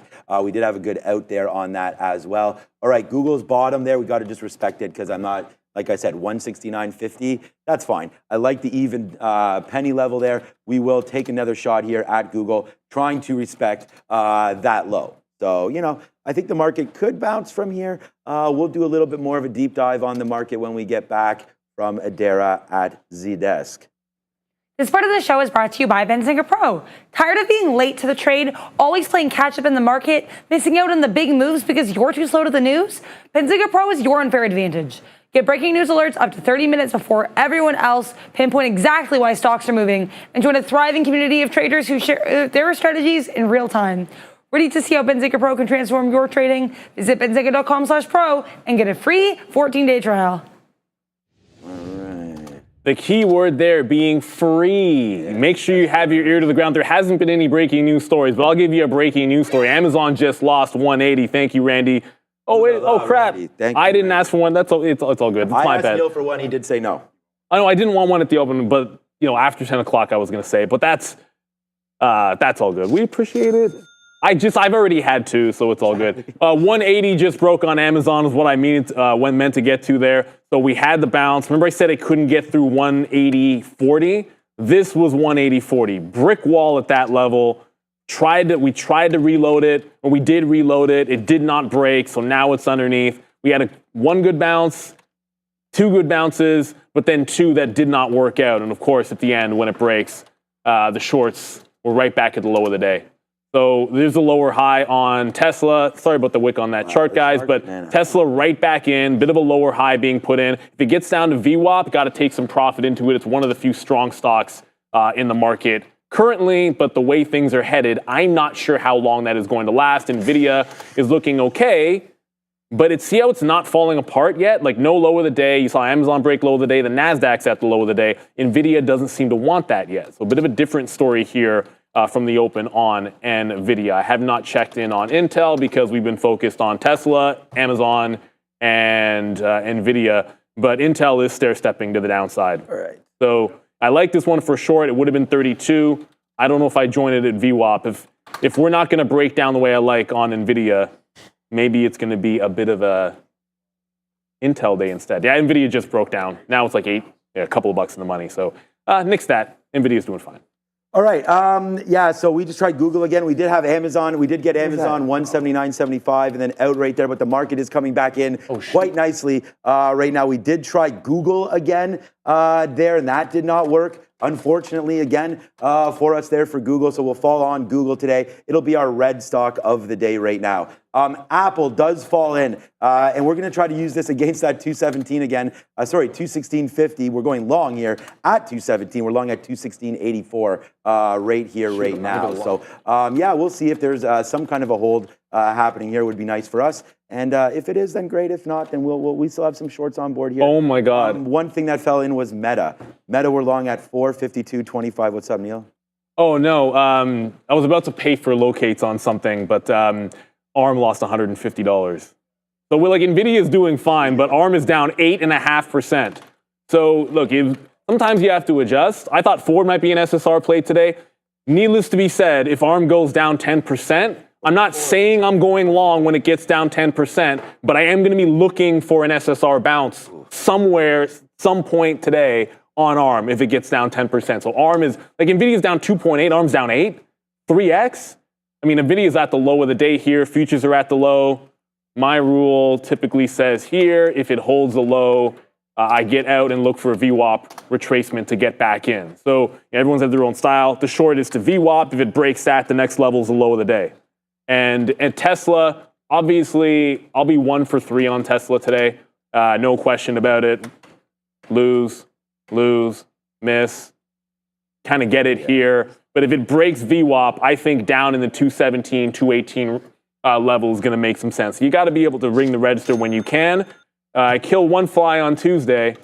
Or I think I got him. Yeah, I got him on Tuesday. I'm going to get that one here again today, because we got another one flowing here. So the market is headed to the downside. Amazon was the stock I like long, and obviously that's a bit of a disaster. But Tesla now at VWAP. Bounces VWAP, I probably get out of this as strong as it is. 220 would be that level. So if it holds onto it, you'll see me take the win and just get out of the trade. Wow, ARM. ARM is cratering. It is down 9%. I'm going to go pay for those locates. It wasn't on my radar. I didn't pay for locates on ARM today, but I'm going to do it now. All right, so we find Meta. We're $1 in the money on Meta, but that doesn't. I have 456 in my head right here for Meta. So let's see if we can retrace back into that area. Let's hold on to see if we can make dreams happen there. All right, we just hit the wrong key again on. We put the wrong price for Amazon. But if Amazon breaks 179 right now, then we're going to get out of that one. We just reloaded a little bit down here. Some levels have just come into play. It's relatively early, although it's 10 o'clock. We talked about how we made all of our money yesterday. All the money made yesterday, of course, was going with the trend. And by the way, it's $1, $2, $3 now for Tesla in the money. We did not reload that. We could have. There goes Tesla to the downside. Let's hold something. And by the way, we have another $3 winner. It's with NVIDIA. So $3 in the money on NVIDIA, $3 in the money on Tesla as we continue to go right now. Rates. I mean, will Amazon go? Will Amazon go, Mr. Bezos here, or not? Because this is going to be basically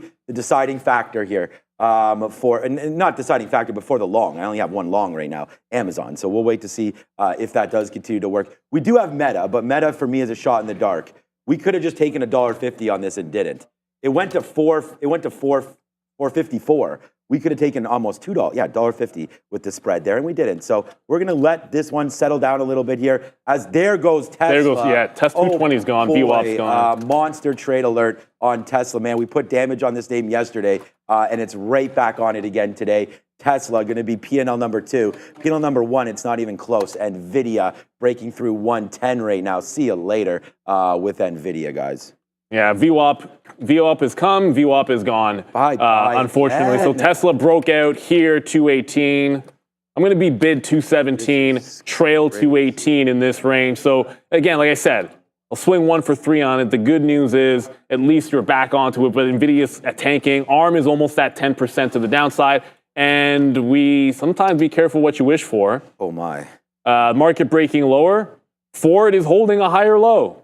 So the SSR bounce might not be at $11. It might just be right here at $11.35. So I'm going to see if I can get $11.35. The low is $11.30. Don't think we want to hold it past any fresh lows there on Ford. So I'm on the bid trying to pick it up. Tesla, as we said, 217, 218 is that target zone. Let's let it get down in the zone. If it bounces off 18, I'm out looking for VWAP. If it bounces through 18, I'm looking for it to come out the other side through 217, or we're just going to put the trail on. That's the plan of action over there on Tesla. ARM was a late addition to any trading plan. It does not get 10% down, just bouncing 143. If we see 150 again, that was so big of a level support that's resistance for me today. So if we see 150 on ARM, I am going to be going short at that level on any kind of a bounce. It seems relatively unlikely at this point. I mean, before we go to happening now, right now, we're $4 in the money on Tesla. We're $3 in the money on NVIDIA, but all of the longs, absolutely all of the longs for me got clapped. So yeah, it's not going to be a very eventful day, but it's not bad. Thankfully, we do have these shorts. Otherwise, it would have been a troubling day, but we have them, so it's all good. All right, let's go over to the desk with Adara.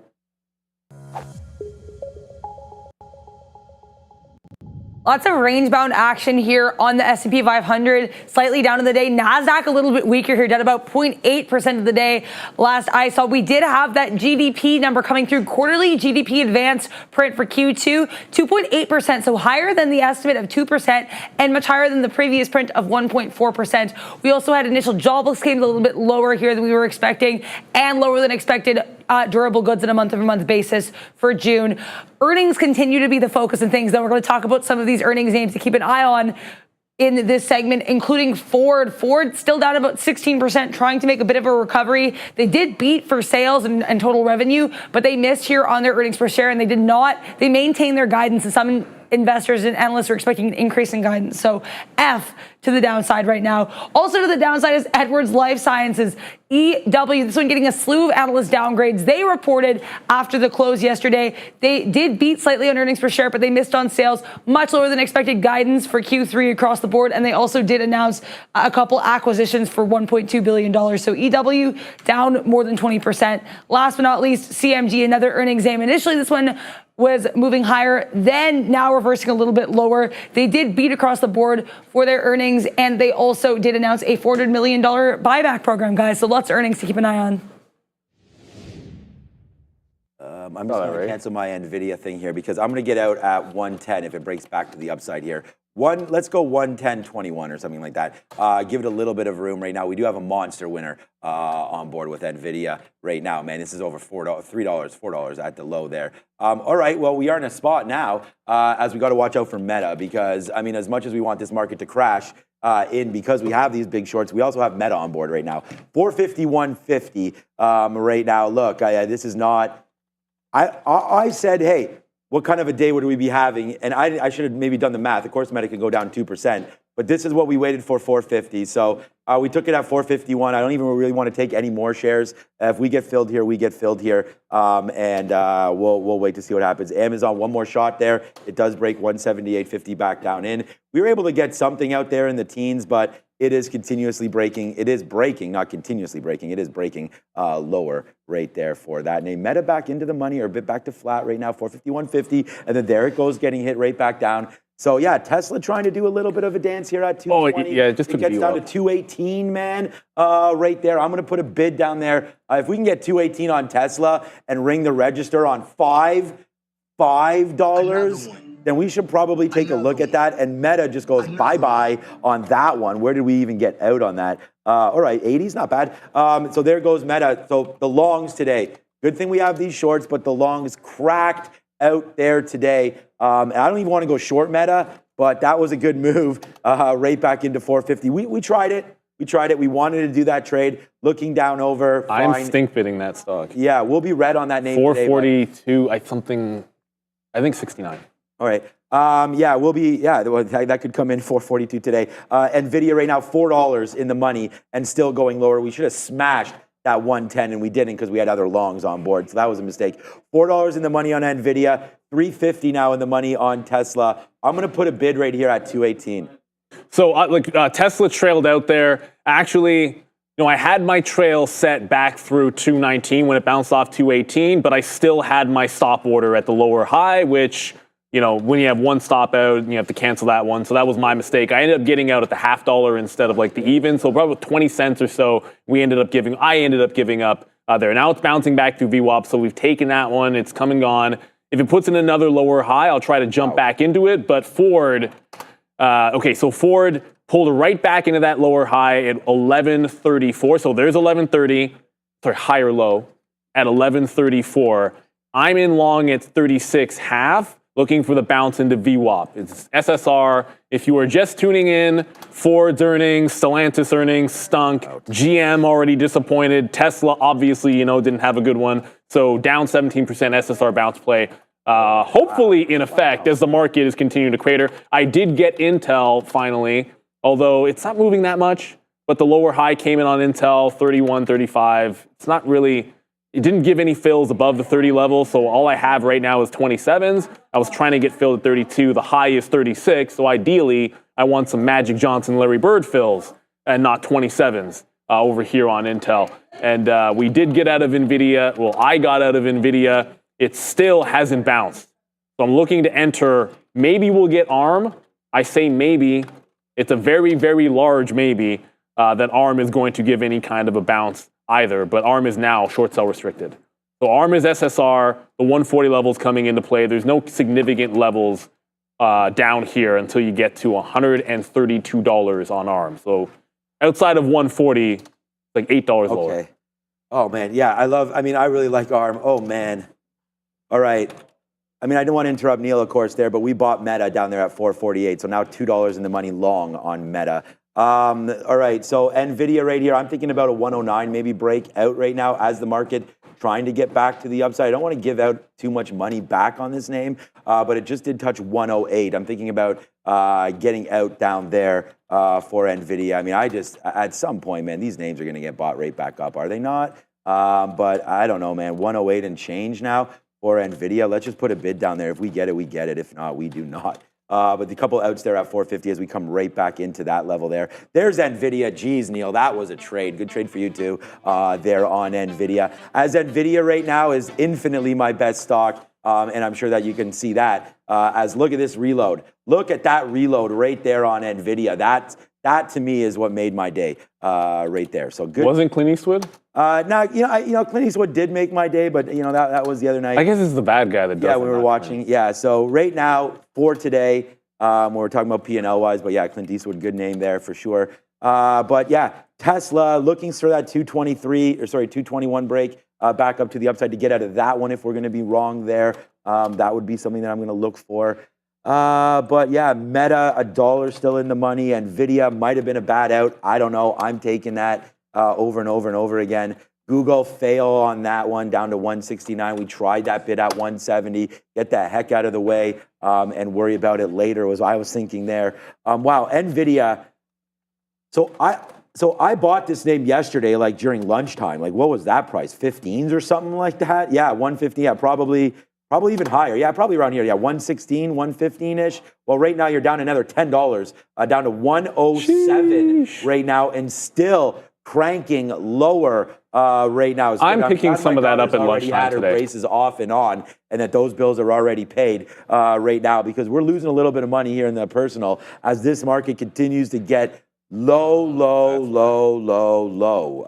And not in a flow rider good way. No, not in a flow rider kind of way right now. He's probably short. These rappers are such geniuses. Remember Ja Rule was like, yo, man, you got to hold on to that. You know what? I need to know what Ja Rule thinks about this market tank because only Ja can save us and pick out the market bottom, I think. The savior of this. That's 100% true. And you know what? And then we can take the profits and we'll do another fire. I can't even. That thing was a dumpster fire. Pun intended. So ARM is at $140. So it bounced for now. it's at $140, and it's trying to bounce. It just got to 60s. It's hard to see because there is a red in there. I can zoom out. So it just bounced to 60s. I scalped some out. This is looking very, very heavy. Heavy is bad for longs. If it can get to 142, I think good. I feel like this could be a situation where the better play is when it rinses everybody and then holds a level. The way that it's looking, like what happened on crowd. So shallow scalp and then look for some kind of a false break to the downside for this SSR bounce. If it goes from here, we'll go 142. Ford is an SSR bounce. We just got, look, it held 1135 as a higher low, 1155 is VWAP. So I'm long here, 36.5 with the stop at underneath, I don't know if I got it, 1134. If it breaks underneath that, I'm not even giving it to low. I'm risking 2 cents to try and make a move.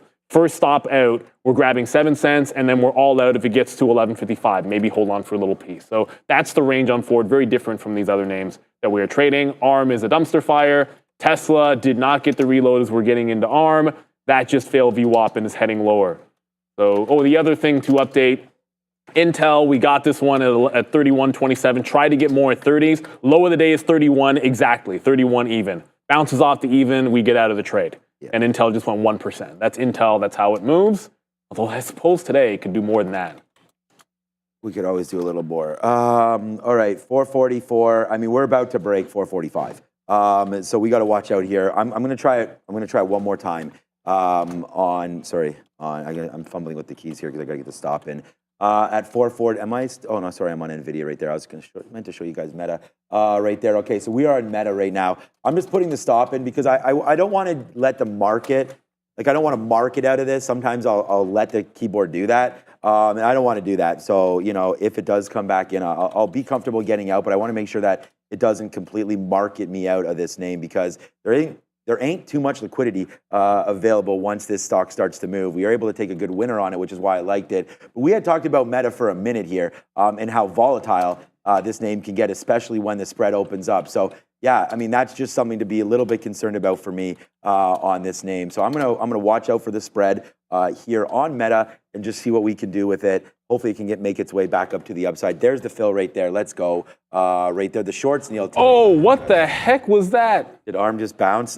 Tesla right there. We just wind up taking, guys, on that last Tesla fill, 470 on that. So good little trade there for us on Tesla as we shorted the you-know-what out of it.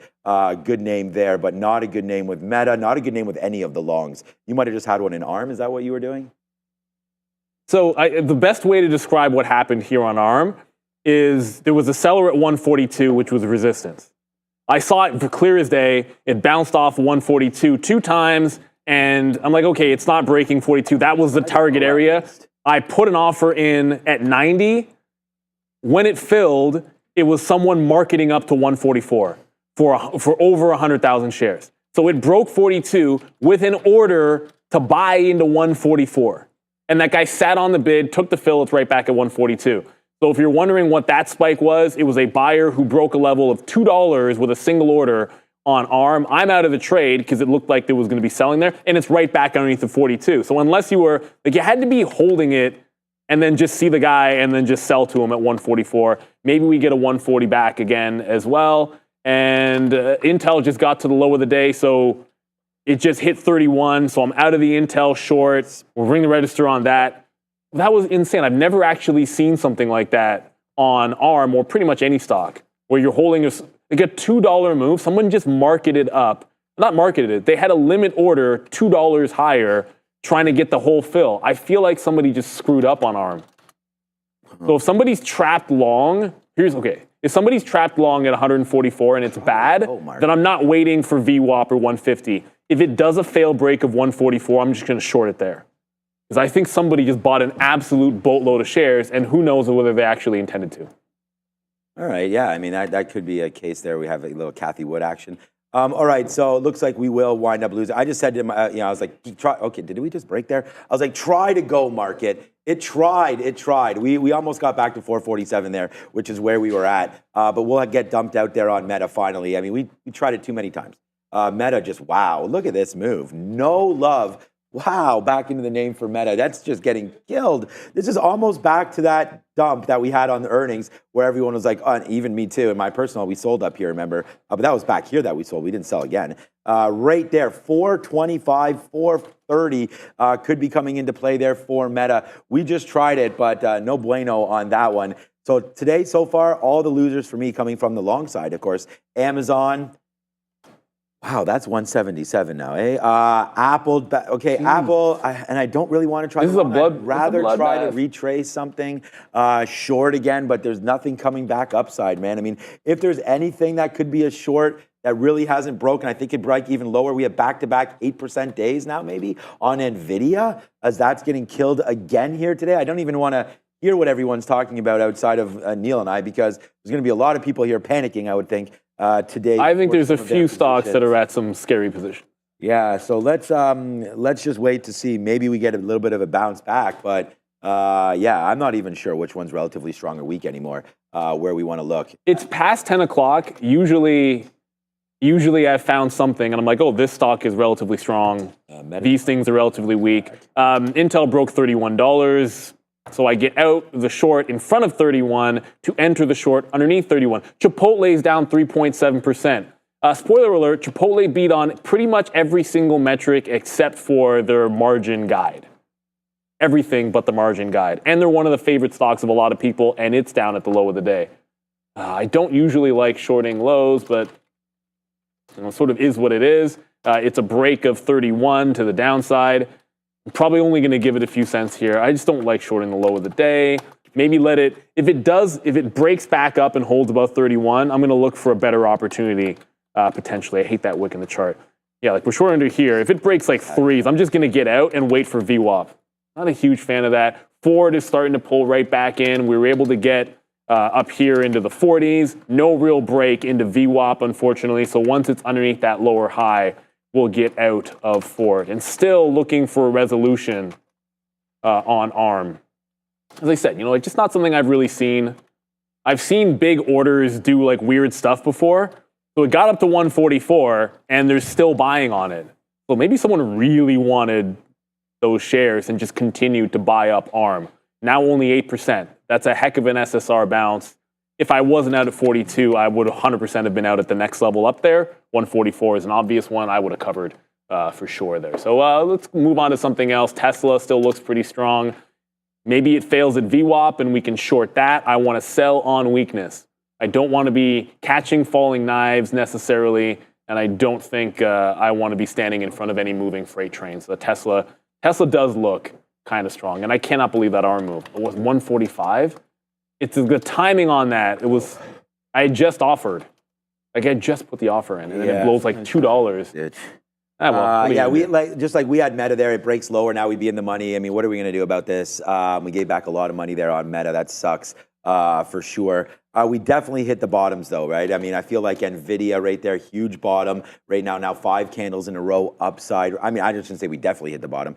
Tesla, I mean, that was a good out at 218, right? I mean, we could celebrate the shorts, but at the same time, I told you we got hit there on some of our longs. But here we go. We're right back into it, and that is going to be Apple. So this is making me smile right now as we make back a heck of a lot of money now on Apple. Oh, come on, Meta. Come on, Meta.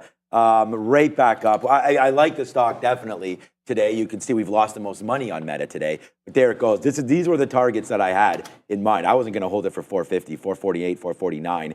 Nice little bounce back, potentially somewhere to get out of. We did load up on Apple, though. Downside, Apple will be a big, big winner for us now as it continues to make a move higher. So that was a really good reload there. We potentially might have made more money on Apple than we would have on Meta. But the problem with the Meta take that I had was we already got out of it. So we already got out of that, and now we have to manage Apple, which is still at highs. And we only have 30% left of this. We put on a bunch of shares down here at 215, a bunch. I mean, it didn't work for many names today, but now we finally at 1015 maybe have a bottom somewhere in a name. So we pick on Apple right there to go long. We know we like Google as well, but again, wow. I mean, these day 2 plays just continue to be more and more spicy. I mean, Tesla's again, right back up. Tesla was down yesterday. We talked about where it went to 214, 215 right there and got kind of low into the close again at 215. And now right here, getting back $6 straight back up to the upside. And not straight, it was a little bit of trouble. But we definitely bounced off that 217. So we'll look for some more support down there. Yeah, Amazon, bleh, should not have, we didn't even wind up losing that much on Amazon. So I can't complain too much about the AMZN trading right there, but it still was a negative one for us, for me today on Amazon. NVIDIA, the best stock for me today is NVIDIA, as that continues to just print on the short side. We knew we wanted AMD short, which is what we put on the sticky note. However, Ford was the big miss. I'm going to look at that in a minute. We looked at 145 on here. I mean, we wrote down, can you, honestly, if you guys, I don't know, I don't take anything in the pre-market because I've been run over before on levels, especially when there's numbers, but get over here. You can see right here, AMD 145 short sell. We had written down for AMD today. The high of the day is 145.11s right there, so 11 cents out. Apple trying to go upside again right now as well. Let's see if it can still hold this 215. I'm going to take one more piece out here in the 70s, and there it goes. Meta still bouncing around that 448. I don't know whatever floats your boat over there, but I'm going to sit on Apple right now and see what this market wants to do. Yeah, well, we're going to go to there in a quick second, but the things I'm watching are in the pushback to the upside. I covered long too early on ARM, but VWAP's 146, 150 is a monster level. I said at the open, if it retraces to $150 on ARM, big level on the daily, that I'm shorting it. So we'll see what happens. It was a monster buyer that took it to 44. It wouldn't be crazy if it got another $5 up. So I'm going to be patient there. And then Intel, with it losing the 31, I got out for a tight stop. I'll look for a VWAP or trace. Similar story here for NVIDIA, which is on the way to VWAP. Let's go to Adara, and I believe the small cap recap, right?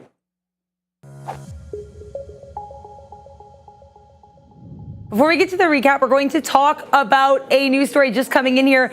The Paramount Skydance merger apparently reportedly facing a court challenge. Bloomberg is reporting here that there is a stockholder alleging that Paramount this deal has been forced by the Redstone family, Sherry Redstone here. So Bloomberg reporting that there is a court challenge now facing that Paramount Skydance deal. Keep an eye on PARA with that in mind. IWM here getting a little bit of a range, bouncing nicely and holding support off that 218.40 area, which was resistance in the pre-market, and finding a bit of a top at that 220.40. So you have about $1 of range here on the Russell 2000, very much outperforming though the S&P 500 and the NASDAQ as of right now. Quite a few small caps to keep an eye on, including Predictive Oncology. POIA is the ticker for this one. They are entering the biomarker discovery market. They had a successful ovarian cancer treatment study. So POIA on some positive ovarian cancer treatment notes. We also have here BLMZ, Bloom Z. They just had a bit of a move down here, but they are on watch. This is their second day of trading after their IPO yesterday, where they opened at $360 per share versus the IPO price of $430 a share. Last but not least, Microcloud Hologram, HOLO. This one has run in the past. It was running over the past few days. No news on HOLO, but it does have a short float of about 7.9% here, guys. This meta trade. Thank you, Adara, for that. Okay, well, you know what? I don't feel that bad because we actually, now that I look at this, we got out at 445. It did go down to 443 and broke that level. So now that we're back to 450, which was a level of concern that we had looked at.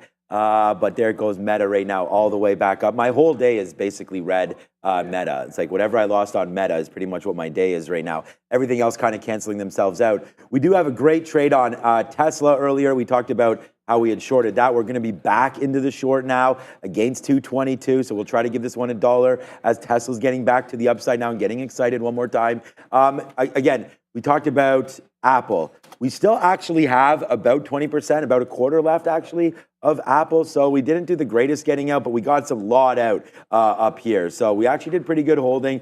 Our first out wasn't until 30s. Then we just took a piece out at 75 on the way back in, up, I guess, but into the highs.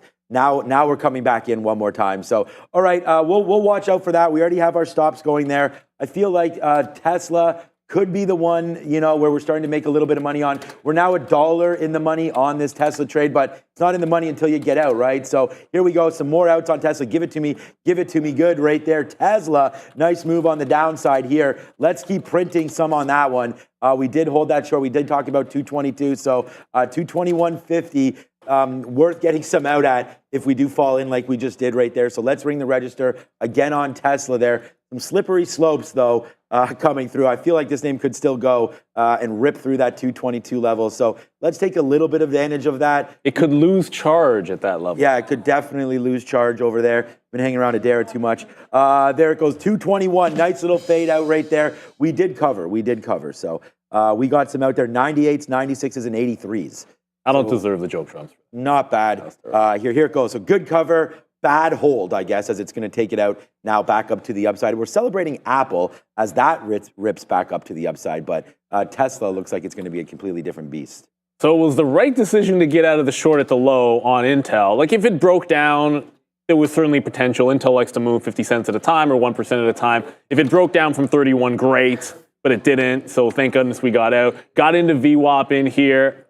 Look at I think, you stupid. like last time it was at VWAP, it broke over. And then the money fills were over VWAP, not at or under. So I think I got to let it test up here in the quarters before we really dig into it. And Tesla, like Sean already said this, Tesla right back at that resistance spot at that it wasn't 225, it was 223.5. So we press back into 223.5. We're going to look for another opportunity in Tesla and Ford. We're able to scout some out, and then it broke that low, but it still hasn't broken the actual low of the day at 11:30. So the SSR bounce plan for it down 17%, still available at 11:30. If it holds outright, maybe I get a 1 or 2. If it does a false break that holds a quarter, which is 11:25, then I'm going to look for a long off of this level for Ford. So the SSR play, very much in play there. I am out of ARM. And said I'm not going to, the way it was buying up, not going to short VWAP, but the 150 level is what we'll wait for. So this is what we're doing. It's at $148. The bid that ARM gets sometimes, it doesn't have to make sense. It just happens. And I think it has to do with the low available float and all that. So the market's making a big bounce. I'm seeing Amazon recover, Tesla looking strong, and they're all bouncing higher. I think just patience if you're looking to short back into most of the things that I'm watching. The only thing that's at the low of the day anymore is Ford. That's on my radar at least. So here comes 150. We're at $149. When it broke 150, your high here is 151.5. So I really have to let it get to this level. Maybe false break it, and then we'll look for the short in ARM. We had to pay for locates, but you know what? Here at Real Trading, 1/8 of 1 cent per share is what we have to pay for locates on ARM. That's a big advantage because the stock moves like dollars at a time. Oh, man. All right. So we're in. Oh, no, we didn't mean to be this way on Meta. We mean to be the other way on Meta. Oh, no. All right. So Meta just comes up here into force. That's OK. We didn't really do anything right there. I wanted to short Meta against this 453.51. A number just came out or whatever. So it looks like that moved it around a little bit. So here we are. Wasn't there a 10:30? I think. Sorry, my bad. Okay, next year. Yeah, coming out there. I think it's just Nat Gas coming through. Maybe I just heard it in my ear from the Benzinga Pro platform. Yes. All right. So Meta can really, honestly, like that sucks. We had this long. We were digging into the long, only to find out right now that it's above every single long that we had, and it's my worst stock of the day. So. The spread got me, just the violence of the name got me. I wasn't trading too many shares or anything. It's not like we panicked out of it. Just the levels were hit, right? And so when there's panic at the disco, we got to leave. So that's what I was doing, was panicking there. And, I feel like for good reasons. We had talked about sort of how much this thing can move. Like it was just $1 in the money there, and we weren't able to get any bids. So the spread right here is 25 cents. It gets real violent on Meta. So yeah, I feel like you have to have your stops. And all of our stops were hit and hit pretty good. We got the levels that we wanted, right? It's not like we missed anything. So let's see if this can push downside a little bit more. If we can bounce up to 448, that'd be really good. I'd like to take one more fill underneath this 452 if we can get it, because our stop is 453.50, which would put us out 75 cents, give us a little bit of slippage there. So let's see if it can work out. We are now in the money, that's 75 cents on Meta. But again, like we can't get filled, so that sucks. So there it is again. We're at 452. It's unable to get that fill there on Meta. It's very, very finicky on the prices. This could go back up to the upside. We did talk about why we like this 450 level there to be supported. Oh, wow. I mean, I guess we wicked down into 443. I can't hold $7. Like, I mean, I wasn't going to do that anyways. Let's see if we get a fill now. We're sitting somewhere in here. Hopefully one more push down. Believe it or not, if I told you we're at 13s right now and it just stopped at 14. So, you know, that's where we're sitting. What's up, Adara? Come on, come down. To be aware of here with regards to TSLA. Yesterday, Elon Musk posted a poll to, quote, test the waters about whether or not people on X were a fan of Tesla, hypothetically investing $5 billion into XAI. 68% of voters did vote yes. So then today we have Elon Musk tweeting, and this being circulated a lot on stock Twitter, basically that the public looks like it's, quote, in favor. And so this could be discussed with the Tesla board. Basically, Elon Musk interested in discussing a potential $5 billion investment into XAI with the Tesla board, guys. One wants to see. Let's go. Yeah, we're. Okay, I shouldn't get some joke more at out that. of Apple right here. So there we go. We take a little bit more out on Apple as we're at the 50-period moving average. We've already done really well on this name. This is going to be my number one name is going to be NVIDIA. It looks like number two will be Apple right now. And then, yeah, the biggest loser there right now is Meta. So we'll have to wait to see if that can fade out. But we did good right there. We just actually got a couple of good fills there on the downside for Meta. That was 451. We talked about that 452.13 was that fill right there. We did not drop below this 50-period moving average, but we did come pretty close. So I do have one more fill down here at 451.20. Tesla up $8 right now and starting to go and helping this market definitely catch a bid. I feel like, look at Tesla, man. We hit that short early. It was fantastic. Like, what a good out that was. For you to be able to buy some of this pre-market level and trust it, that was a great trade.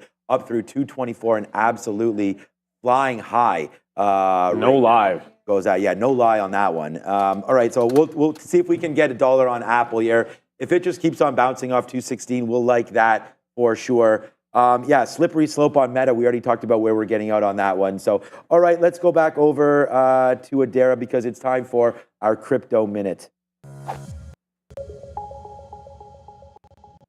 Lots of weakness in the world of crypto today. We're going to get to that in a minute. But one interesting story here coming from Galaxy Asset Management. This is run by billionaire Michael Novogratz, who is known for his work in the crypto space. They've raised $113 million for a new crypto venture, which was going to focus on some crypto startups. So could be an interesting look in the world of crypto startups here with this news coming through.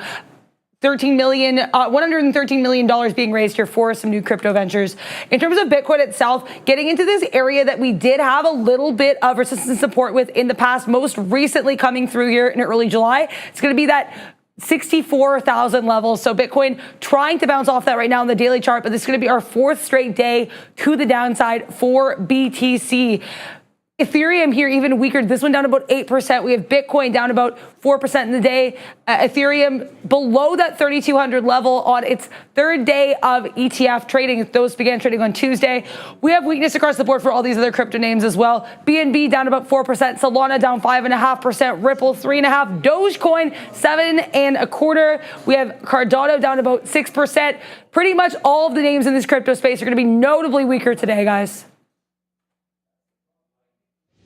I'm still dumbfounded that somebody crossed arm with that big of an order when it was down that low and then was just dead right. Like, it didn't even matter how weak everything was. Like, it was just dead on. Like, the displayed size at 144 was 100,000 shares, which means when it gapped from 142, like, everything that filled in, like, that was them plus 100,000 more.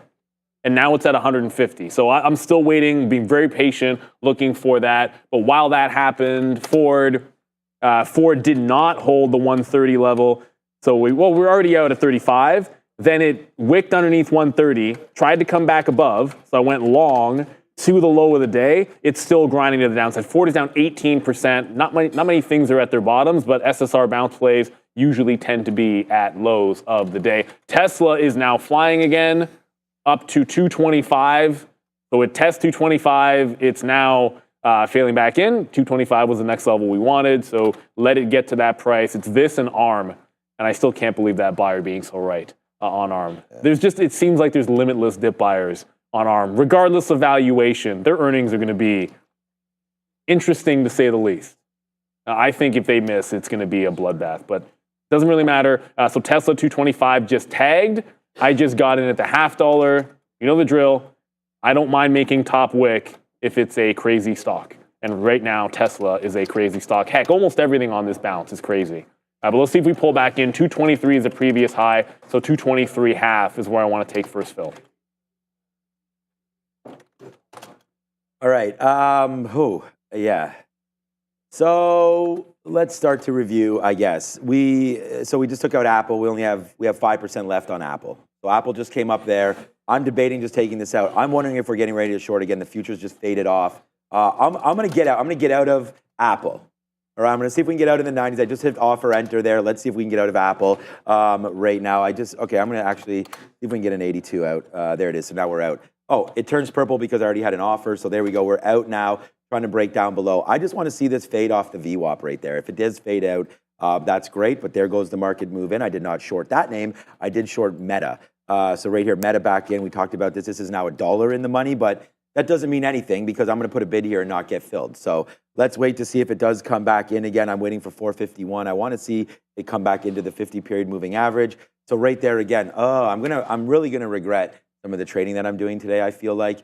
And that is by not taking profits at the right spots and then not even holding on for more wins. But we got out of this one. This was a great trade. But NVIDIA has retraced all the way back up. But we did get out at 108. We did give it back up to 106.50. So that was a situation there. And then just like there on Meta, we were just $1.30 in the money and happy about it, right? And then it just rips right back up into that area again. So I feel like we were 100%. We're not right. It doesn't matter. We talked about this yesterday with Obi. You could short early. If the short doesn't pay out, then you're wrong. And right here, we were long, only to see it move up $10. And then there we go. Now we're stopped out of that one. That's fine. That was about flat on that reload. But again, right there, we give back $1.50. We were $1.50 in the money on that. And then look what else we gave up. We gave up Apple, which continues to rip higher. And VWAP could be tested here for the market. So let's just slow down. I thought maybe we could try some shorts here on a bounce back. It doesn't look like it with Meta and with Apple continuing to go higher. Meta there breaks and then comes back. That's okay. We'll see where this one goes. I still do like the short. And Apple, I'm guessing, is not a short. Look at how this one is moving straight up to the upside right now. We nailed this long. It's going to be a huge P&L. Like my second best P&L name today is going to be that one because NVIDIA's huge. And then Tesla's a flat name for us. We talked about losing on that most recent short. So, yeah. Now I'm going to watch Meta's going to probably crack. All right, that's that. Amazon was another name today, 179. I mean, that bottom was 176 again. Just went a little too far there for us. But it is retracing back up to 180. So if you didn't have too much faith in some of these markets, which apparently I didn't, we're going to wait to see now what happens with Amazon making its way back up. I'm still not going to look at it Meta, am I? All right, Amazon, let me just, before I throw to Adair, just quickly, Amazon's down what the market's down. So if we take VWAP, this should probably take 180, right?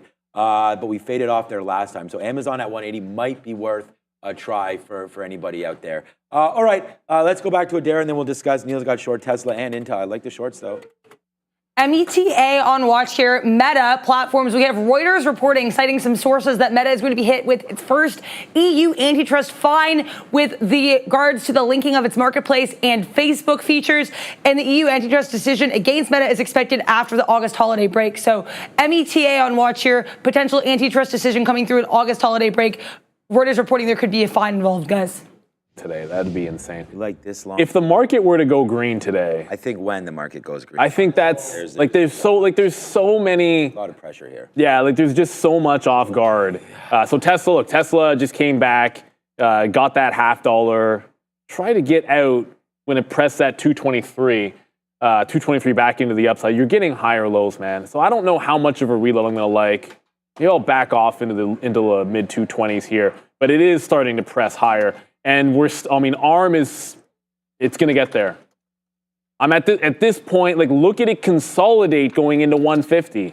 It's just sat here consolidating. There goes Intel breaking the high, so we'll stop a fail on that. Our first short worked on Intel, and then we just gave it right back and down on it as it failed that same top. But ARM's at the level that we said. So it's a V-shaped recovery, but you know what? Unless it breaks out the top, it ain't over yet. Boom. For ARM. So it can't seem to get to 150, but it's really holding this 149. I feel like a fail break is coming next, so that's what we're watching.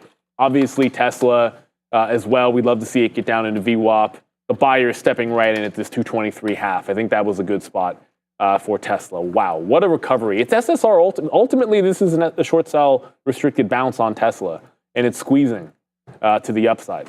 So a couple of shorts worked, a couple of shorts didn't.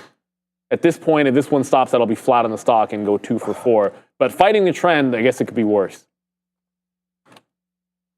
Okay. Oh yeah, hell. I need another thing. What else? Professor, do you know anything that's a meta like TSLL or something like that? Because honestly, this meta, I've absolutely nailed. I just put in the chat, FBL, she said there. That's something Joe Biden? FJ, what was it? F? Okay. All right, right there. We'll just took $1.50 right there on Meta because I've had enough of this spread BS, honestly. Like I was just bidding there for, like I just got filled at 451.91, but it bounced off me like 3 times. I was down there in the 70s, it bounced off that, was down there in the 90s, bounced off that, put it to 91, and finally got it, and then it just rips up like this. For the amount of shares that I'm trying to trade, this is not a good stock. Honestly, Meta, so what did you say it was? F what? FBL, okay, Facebook, there it is. Okay, good, thank you so much, Sharif and Adara. So this and Adara, I'll give the credit over there, Sharif, don't worry, I got this. But yeah, okay, so again, the liquidity actually looks like pretty bad on this one, but we'll wait to see. Like I'd be just as frustrated waiting for this fill right here. So I'll pass on FBL, but for right now, good call out there and a good out for us on Meta. As we'll wait to see now what happens here on this name. Hopefully a little bit lower as we get that news from Adara facing that antitrust decision coming through later on in the summer. So we'll, that's not going to be something right now. You know what? As long as they have to pay a fine, then who cares? Meta, they got the money. That's exactly what Meta wants. Yes. They want a fine. They just don't want to have any restrictions on any of their platforms or anything like that. The amount of cash that these guys are sitting on, hold on, let me just look that up just real quick before we throw over to Adara. Enough is the answer. Yeah, and I didn't even hear this. I mean, I heard the story, but I didn't really hear, what sort of the thought was behind it there. But like, what potentially the fine would be? $58 billion in cash, and definitely sitting on a bunch. Yeah, they're good. So they probably ain't no fine big enough. Yeah, they all right, Adara. Let's go and talk about. I'm gonna go with Sector Watch. It's probably not even close. Dead on. We are talking about Sector Watch. Also, with regards to Meta, there were some concerns over the linking of some of its platforms, including Marketplace. That was what was being looked into here by the EU, according to that Reuters report. Speaking of Meta, we have these tech sectors very much showing a lot of weakness in the NASDAQ right now, right across the board, more or less, in electronic technology, with a couple exceptions. We also have a lot of weakness here in technology services with these 3 Mag 7 names. Some of the other names in the sector, though, not doing as badly. We have CRM and Accenture to the upside here. In terms of strength, finance pretty much green across the board. Lots of strength in consumer non-durables, health services, consumer durables led by a very strong Tesla on a post-earnings rebound, communications, health services, distribution also all green, along with energy, minerals. Health technology pretty green here as well, though Eli Lilly to the downside after Viking Therapeutics, VKTX, announced their earnings and some positive results for their obesity drugs. So LLY on watch here to the downside. Other sectors of note include producer manufacturing, a little bit more mixed, but generally with these sectors, we'll see lots of strength or lots of weakness, nothing in between, guys. All right, I'll show you something in between here. I just put it in the chat. The low of Meta today is $442.60, which means stink buy at $442.69. Activated. And look, obviously that's just a ridiculous coincidence because that's a silly number. 440 is the support, but I didn't care. I'm probably never selling those shares, so it doesn't really matter. Tesla is strong like a bull. Smell like a bull or strong like a bull? Strong like a bull. Okay. It just retapped the high. So the good news is it just retapped but didn't break the high. So we're in Meta. Meta's on my brain. We're in Tesla short 224.5. It does not break the high of the day. So I think VWAP is in play. I'm not reloading it yet. I want to see a little more weakness. ARM broke the 150, so I'm going to stay on Tesla for a second here. ARM broke the 150. Wicked 151 has not broken this 151 half yet. So I'd like to see it consolidate under, maybe false break the top, and we can get short, but this market is strong, so I think you got to be really, really patient with that. So here's Tesla trying to run into this high. Jay Lee, remember ARM has great tech, putting Intel to shame, which is why Apple uses them 100%. Look, it's just a trade on ARM. I own ARM in my personal account, not enough because I suck. But it's just a trade. Like I have nothing bad to say about ARM, and their valuation's probably not that great. But yeah, they got great technology that's in every single small device out there, phone, tablet, like whatever. Like 99.9 whatever percent of all devices that are small need them because they're power efficient. So they win, but just like ASML wins in the same way. But a trade is a trade, and this one's going to come out of Tesla breaks the high, which 225 is about to happen here on Tesla. In complete hindsight, 218 should have been a dip buy, but again, hindsight's always going to be 2020. It was looking short up there, was looking dip underneath on Tesla. So we'll try to get away with it here at Tesla, probably going to break this 225 as we speak. Still no eyeballs on Ford for another fresh low, but Tesla's about to break down. If it fails and can hold underneath 224.50, that would give me a spot for a reload, but until that happens, we're just sitting here watching the 225 level. All right. Let's. I cannot believe this run that Apple's just had right here. And we say this all the time. Like, it's our job to try to make some money in this market. I mean, that's why we're here, right? I mean, that's why everybody's trading. And it's just like, I don't know how to tell that this is going to have this kind of a huge move back up to the upside. So I don't. We really like Apple. I thought that was going to be a great bottom there, but I've thought that about a few different names. So if anybody has any advice how I can pick these a little bit better to hold them, that would be great. I've been looking at like different Fibonacci retracement stuff, but that kind of more. Yeah, I was gonna say the more I look at it, the more I don't like it. But shout out to the professor there teaching fibs, which is great. But anyways. You have to use on a retracement. So you got to draw it here, and you got to, it just takes some time, and it's just more for longer period trades. I feel like. But anyways, here we go. Apple. I'll try the short right now. We're short at 217.12. We just got a little bit of a fill, but here it goes, breaking back up. We're going to get out right now. Do not stand in the way of some of these things. It just went to the 200 period. So for me, this was just a technical trade right there up to the 200 period. We shorted it. We were able to get one out there in the teens, and then, that's in the 70s, and then we got another out there in the teens. But right now, Apple looking to break through, as the market does as well. The market was down 0.6 there. Neil's like, if we get positive, I'm like, when? It's already halfway back. I don't know if we're going to, but it is very aggressive right now to the upside.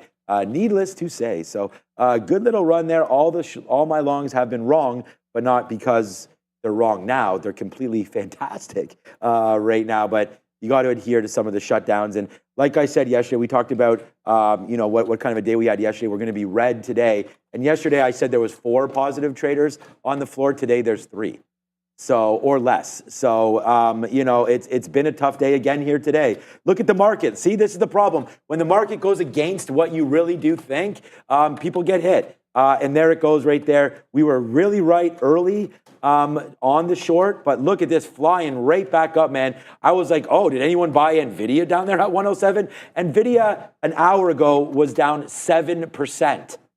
It's now flat. So it's insane. I mean, you want to talk about like opportunities of buying dips and whatnot. Today was your day for long-term account buying if you were able to do that. I don't know. Although if it's long-term, the thing is, if it's long-term, it's not like there's a bad time to buy. It is what it is. Oh, well. If I'm saying long enough, if your time frame is long enough, then the price is not going to matter as much. But let's get to brass tacks for a second. I might have just missed. I'm going to try to short 14s here. Yeah, I just missed it. Okay. Tesla retested 225. I said if it's held underneath 224.5, I would get 224.5. That's me not getting 224.5. I left the order in there because sometimes you get picked up, but now it's down to 223. If it bounces off the 222 half again, I'm getting out of this trade because we're not seeing VWAP. So I'm just in this and ARM. And as you were saying, like Meta, the fact that we're back, we're at these pre-market levels, like with a V shape, like this is where things usually set up. You know, like 460 is usually a good level, but there's a limit to how many things you want to short at the high. So I'm in ARM. I was trying to get more of Tesla, did not. I'm going to get more of ARM if it gives me the 151. If it just fails back to 150, I might add that way and then play back into VWAP. It's that simple. Ford continues to flush. The new low is 11.20. If it gets to $11, you know the drill. It's down 18%. If it gets to $11, it'll be down 20%. And I'll probably be long at 11.01 at some point today on Ford. You know what? I'm almost guaranteeing you I will be long at $11.01 at some point today on Ford. As long as it gets there. I mean, if it never gets there, you can't buy a price that doesn't exist. Prices. Yeah. Well, I mean, you can make them up. You just can't actually get filled there. Like I can say anything I want. Like I could be like, oh, I'm short NVIDIA right now at 120. Yeah. But it's at 113. But I'm gonna have an 01 long today, I think, on Ford. Yeah, I like that call. All right, so right here, we are short into NVIDIA against that 114. We're taking some profit. We're literally short here at 113.67. You can see there on the chat, it's only 40 cents in the money. I am bidding 113 low here just to see if we can get that bouncing off the even dollar, making some money back here. I mean, surely by whatever, as we go. And we could, again, get stopped out to the upside here on NVIDIA, breaking through that 114 would be my level. We just did take a couple fills there, but in what does not appear to be a short today, the market. So we'll see. You know what? Okay, so we're flat again. So stupid. NVIDIA, like we take 50 cents, then we lose 40 cents, 50 cents. Even like long. Oh man, we're above VWAP. Do we have to change our mind here? On this and just wait for pullbacks and go long instead of trying to. Is Wayne Brady going to have to smack a? Oh man! All right. Look, NVIDIA's by far the number one stock, and I'm happy with it. It's been the number one stock for me for a while. But again, we're not. I don't want to play with this because we just took some profit. We got hit. It went to the upside, and look at this, keep on screaming huge right now. Good thing we got out of some Apple as that comes back into 218. Like I look at all these names and look at them and say short, but the market is like really nicely up from here. I didn't get any triggers on the TQs or anything like that. Look at Google. Like we could get a trigger up on the TQs. I mean, we like all these levels that we wrote down for longs. Like we wrote down Google long 170. I mean, Meta long 450. Forget about that. It's $10 now. Ford the short never came through, and the AMD short. So you know the ideas that we had all paid. It's just timing. Like there's 170 loses, and it goes down to 168. Just a very, very dramatic flush today, and then bought all back up. I feel like it's going to run out of steam at some point, man. I just don't know. It's a matter of when, but like remember. But and then how deep? Yeah, exactly. Yeah, 20 minutes ago. Imagine the market's getting green. I mean, the market is right now 1 minute away from getting green. So if you want to fade it. But for right now, I feel like that's a little bit of a dangerous play. And my bad, we do have money talk. So let's go over to Adara. And then after that, it'll be 10 more minutes of us and then the midday. We have the DXY here continuing to try to hold some support at that 104.10 area on the daily. This is the third day in a row we've had these wicks to the downside. We're trying to recover and hold up. We did have a pretty big economic data print to talk about coming through this morning. It's going to be the advanced quarterly GDP print for Q2 coming in at 2.8%. So this is much higher than the estimate of 2% and the previous print of 1.4%. We also had U.S. durable goods coming in negative 6.6%, so much lower than the expected positive 0.3%. Jobless claims also coming in a little bit lower than expected, 236,000 versus the estimate of 238,000. Initial jobless claims for last week. Also worth noting, we do have comments from U.S. Treasury Secretary Yellen coming through right now saying that the GDP and inflation data, quote, affirms that the U.S. is on a path to steady growth and declining inflation. So that is something to keep an eye on as well. We do have comments from Janet Yellen. Worth noting, too, we have Michigan consumer sentiment coming through tomorrow, in addition to the PCE price index. This is the Fed's preferred inflation gauge. Keep an eye on that ahead of the Fed meeting tomorrow or next week, guys. I was just saying to Neil, like NVIDIA meme level. Is going meme levels right now. I'm just going to try. We've come full circle. So Tesla somehow hasn't broken the high, which doesn't even make any sense. Like Tesla was the strongest stock. That's the thing that's not breaking out the top right now because there goes ARM. it's embarrassing to have the low and then not hold it even to VWAP. And I said if it got back to 151, that was a big level, I would take the short. So it got in here. I waited for it to get to that price, but it doesn't matter. It just broke out the top and no fighting it. Now with that V shape, it's weird to say, but if it holds 150, like I have 161.5 marked off for a reason. Like that's insane, another $10 higher, but the stock is insane, so let's let it go with that. Amazon just went positive. Tesla's still somehow holding its high, but I feel like that could be temporary. So I'm here looking at VWAP. We're about at the money because I have the $0.50 short. As long as it doesn't break the high when the market's breaking highs, I guess that's okay. But it's a super strong market. Probably should have held on to, like I had ARM and didn't hold on to it for the long trade, unfortunately, but all you can do is move on to the next. NVIDIA is going to get to $117. I don't even know what to say about that. It's going to get there at this point. So no, I mean, it's completely insane, but 117 was the first thing I said at the open. Yeah, we're going to pop and fade into NVIDIA at 117. If I short this thing anywhere but that level, I'm a fool. And if we're gonna flip into longs, which I think makes a lot of sense, then the big level on the reload short was at 113. So if we get back in and pull 113, that sets up for a dip buy zone, or maybe like VWAP or something like that. VWAP's at 111. 113 was the lower high this morning for the short, and then 117 up here would be that next potential fade. So I'm just in Tesla, looking for something that maybe we can take in the meantime that's at a key price level, but I'm not seeing it. We're going to have to be patient with it here. So lock up your patience. And one last one. Oh, Ford is bouncing. Okay, so Ford's not making fresh lows anymore. Still going to wait for $11 at this moment. We're just in Tesla. Hopefully we can get 222 or down into VWAP there. Somehow this is not making highs anymore. So we're trying to put sort of our money where our mouth is here with this trade. I mean, we said that NVIDIA was trying to go meme style craziness here. So we went back into the long, and I don't know, if it breaks back down below 115, we'll get out, but okay, it's gonna break now. So I was just saying, we scalped out. So we did pretty good there getting out. We flipped over to the longs, and we hit all of these up. We got some 160. Our best fill there is 115, 115.67. So that was a pretty good fill, and there it goes. Now it's losing the bid here on NVIDIA. So there it goes, straight down to the downside. So wow, definitely losing the bid now is NVIDIA. So okay, all right. Well, that was.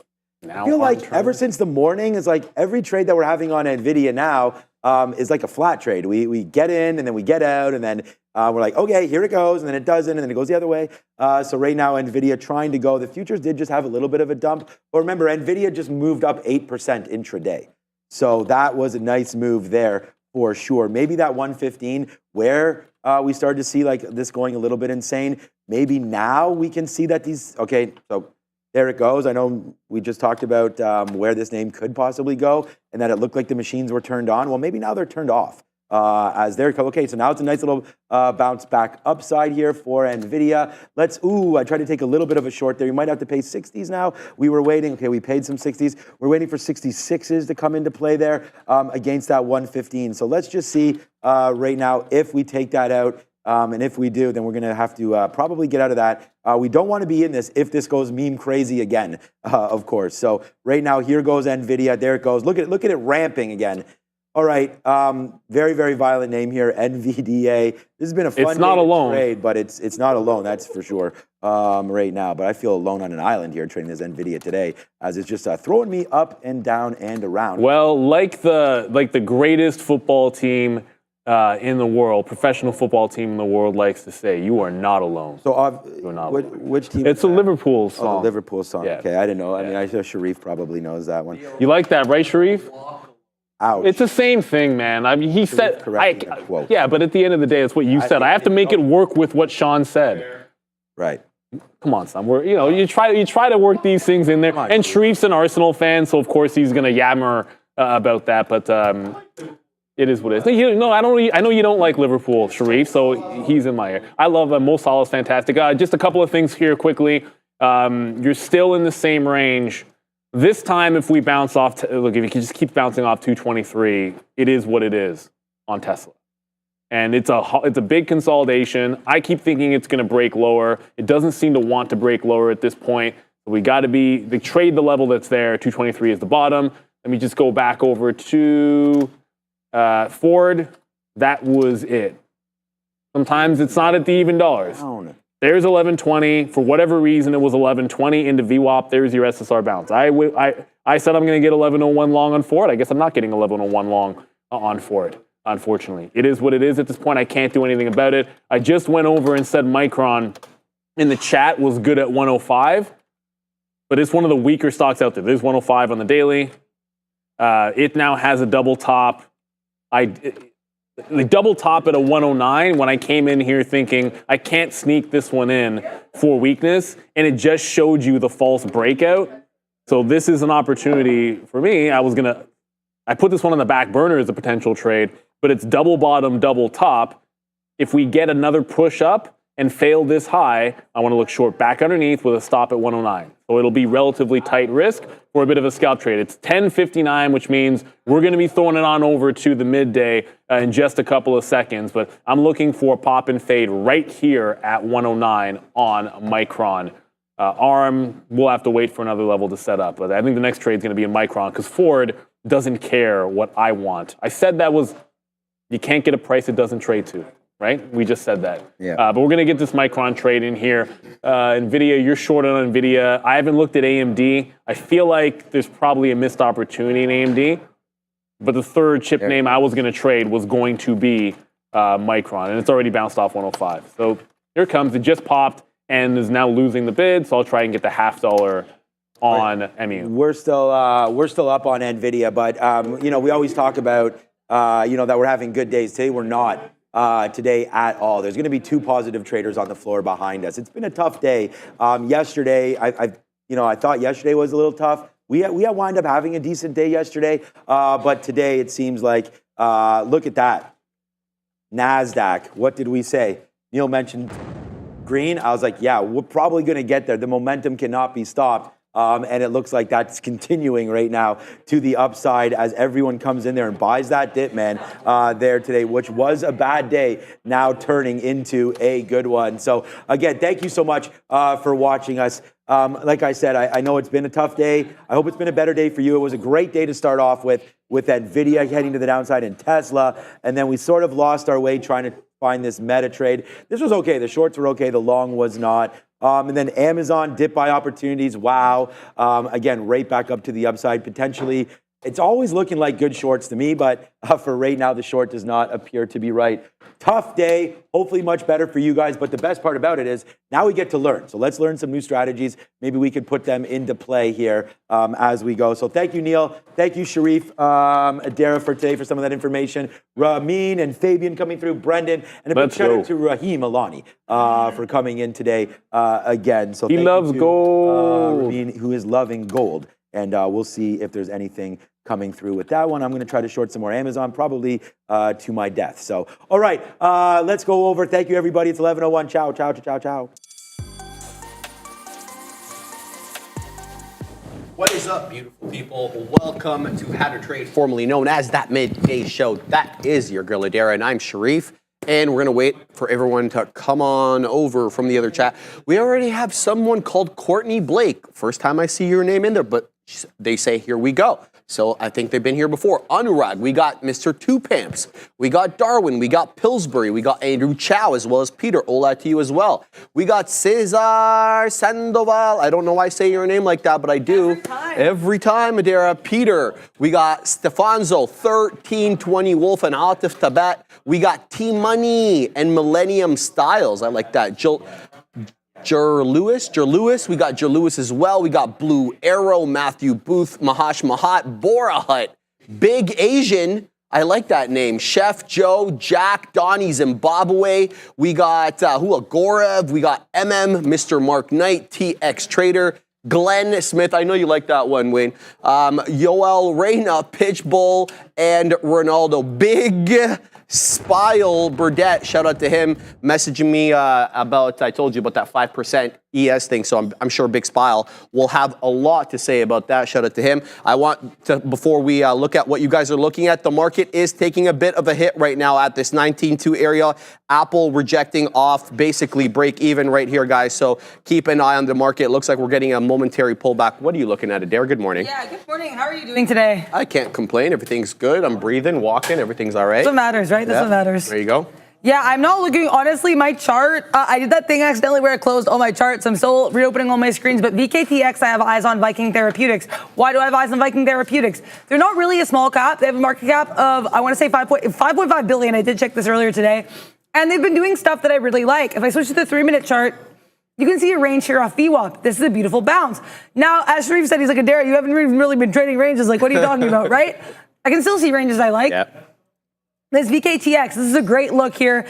Viking is now kind of biking a little bit lower here, but I've noticed we do have a tendency, especially if I show you the 5-minute chart here, to bounce off of those previous areas that we had a little bit of trouble with. Look at how beautifully we were bouncing earlier off that 64.50.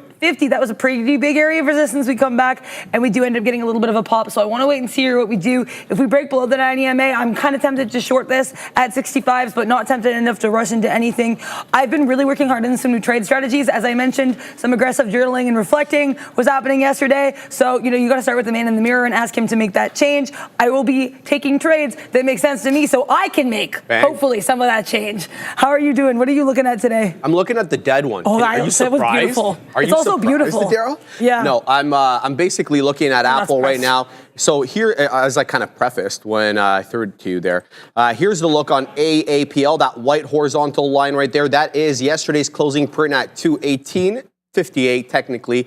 I mean, realistically 60. When we weaseled our way up into 60, we did find a rejection, and now we are coming back aggressively. All I'm looking for here is whether we hold up at the whole dollar or 218 or we give way. It was 1, 2, 3, 4, 5, 6, 7, 8, 9, 10 green 5-minute candles in a row. This is the first red one, essentially, since this one here at 10:05, about an hour ago now. So 1 hour of buying. Convince me this is not a buy program.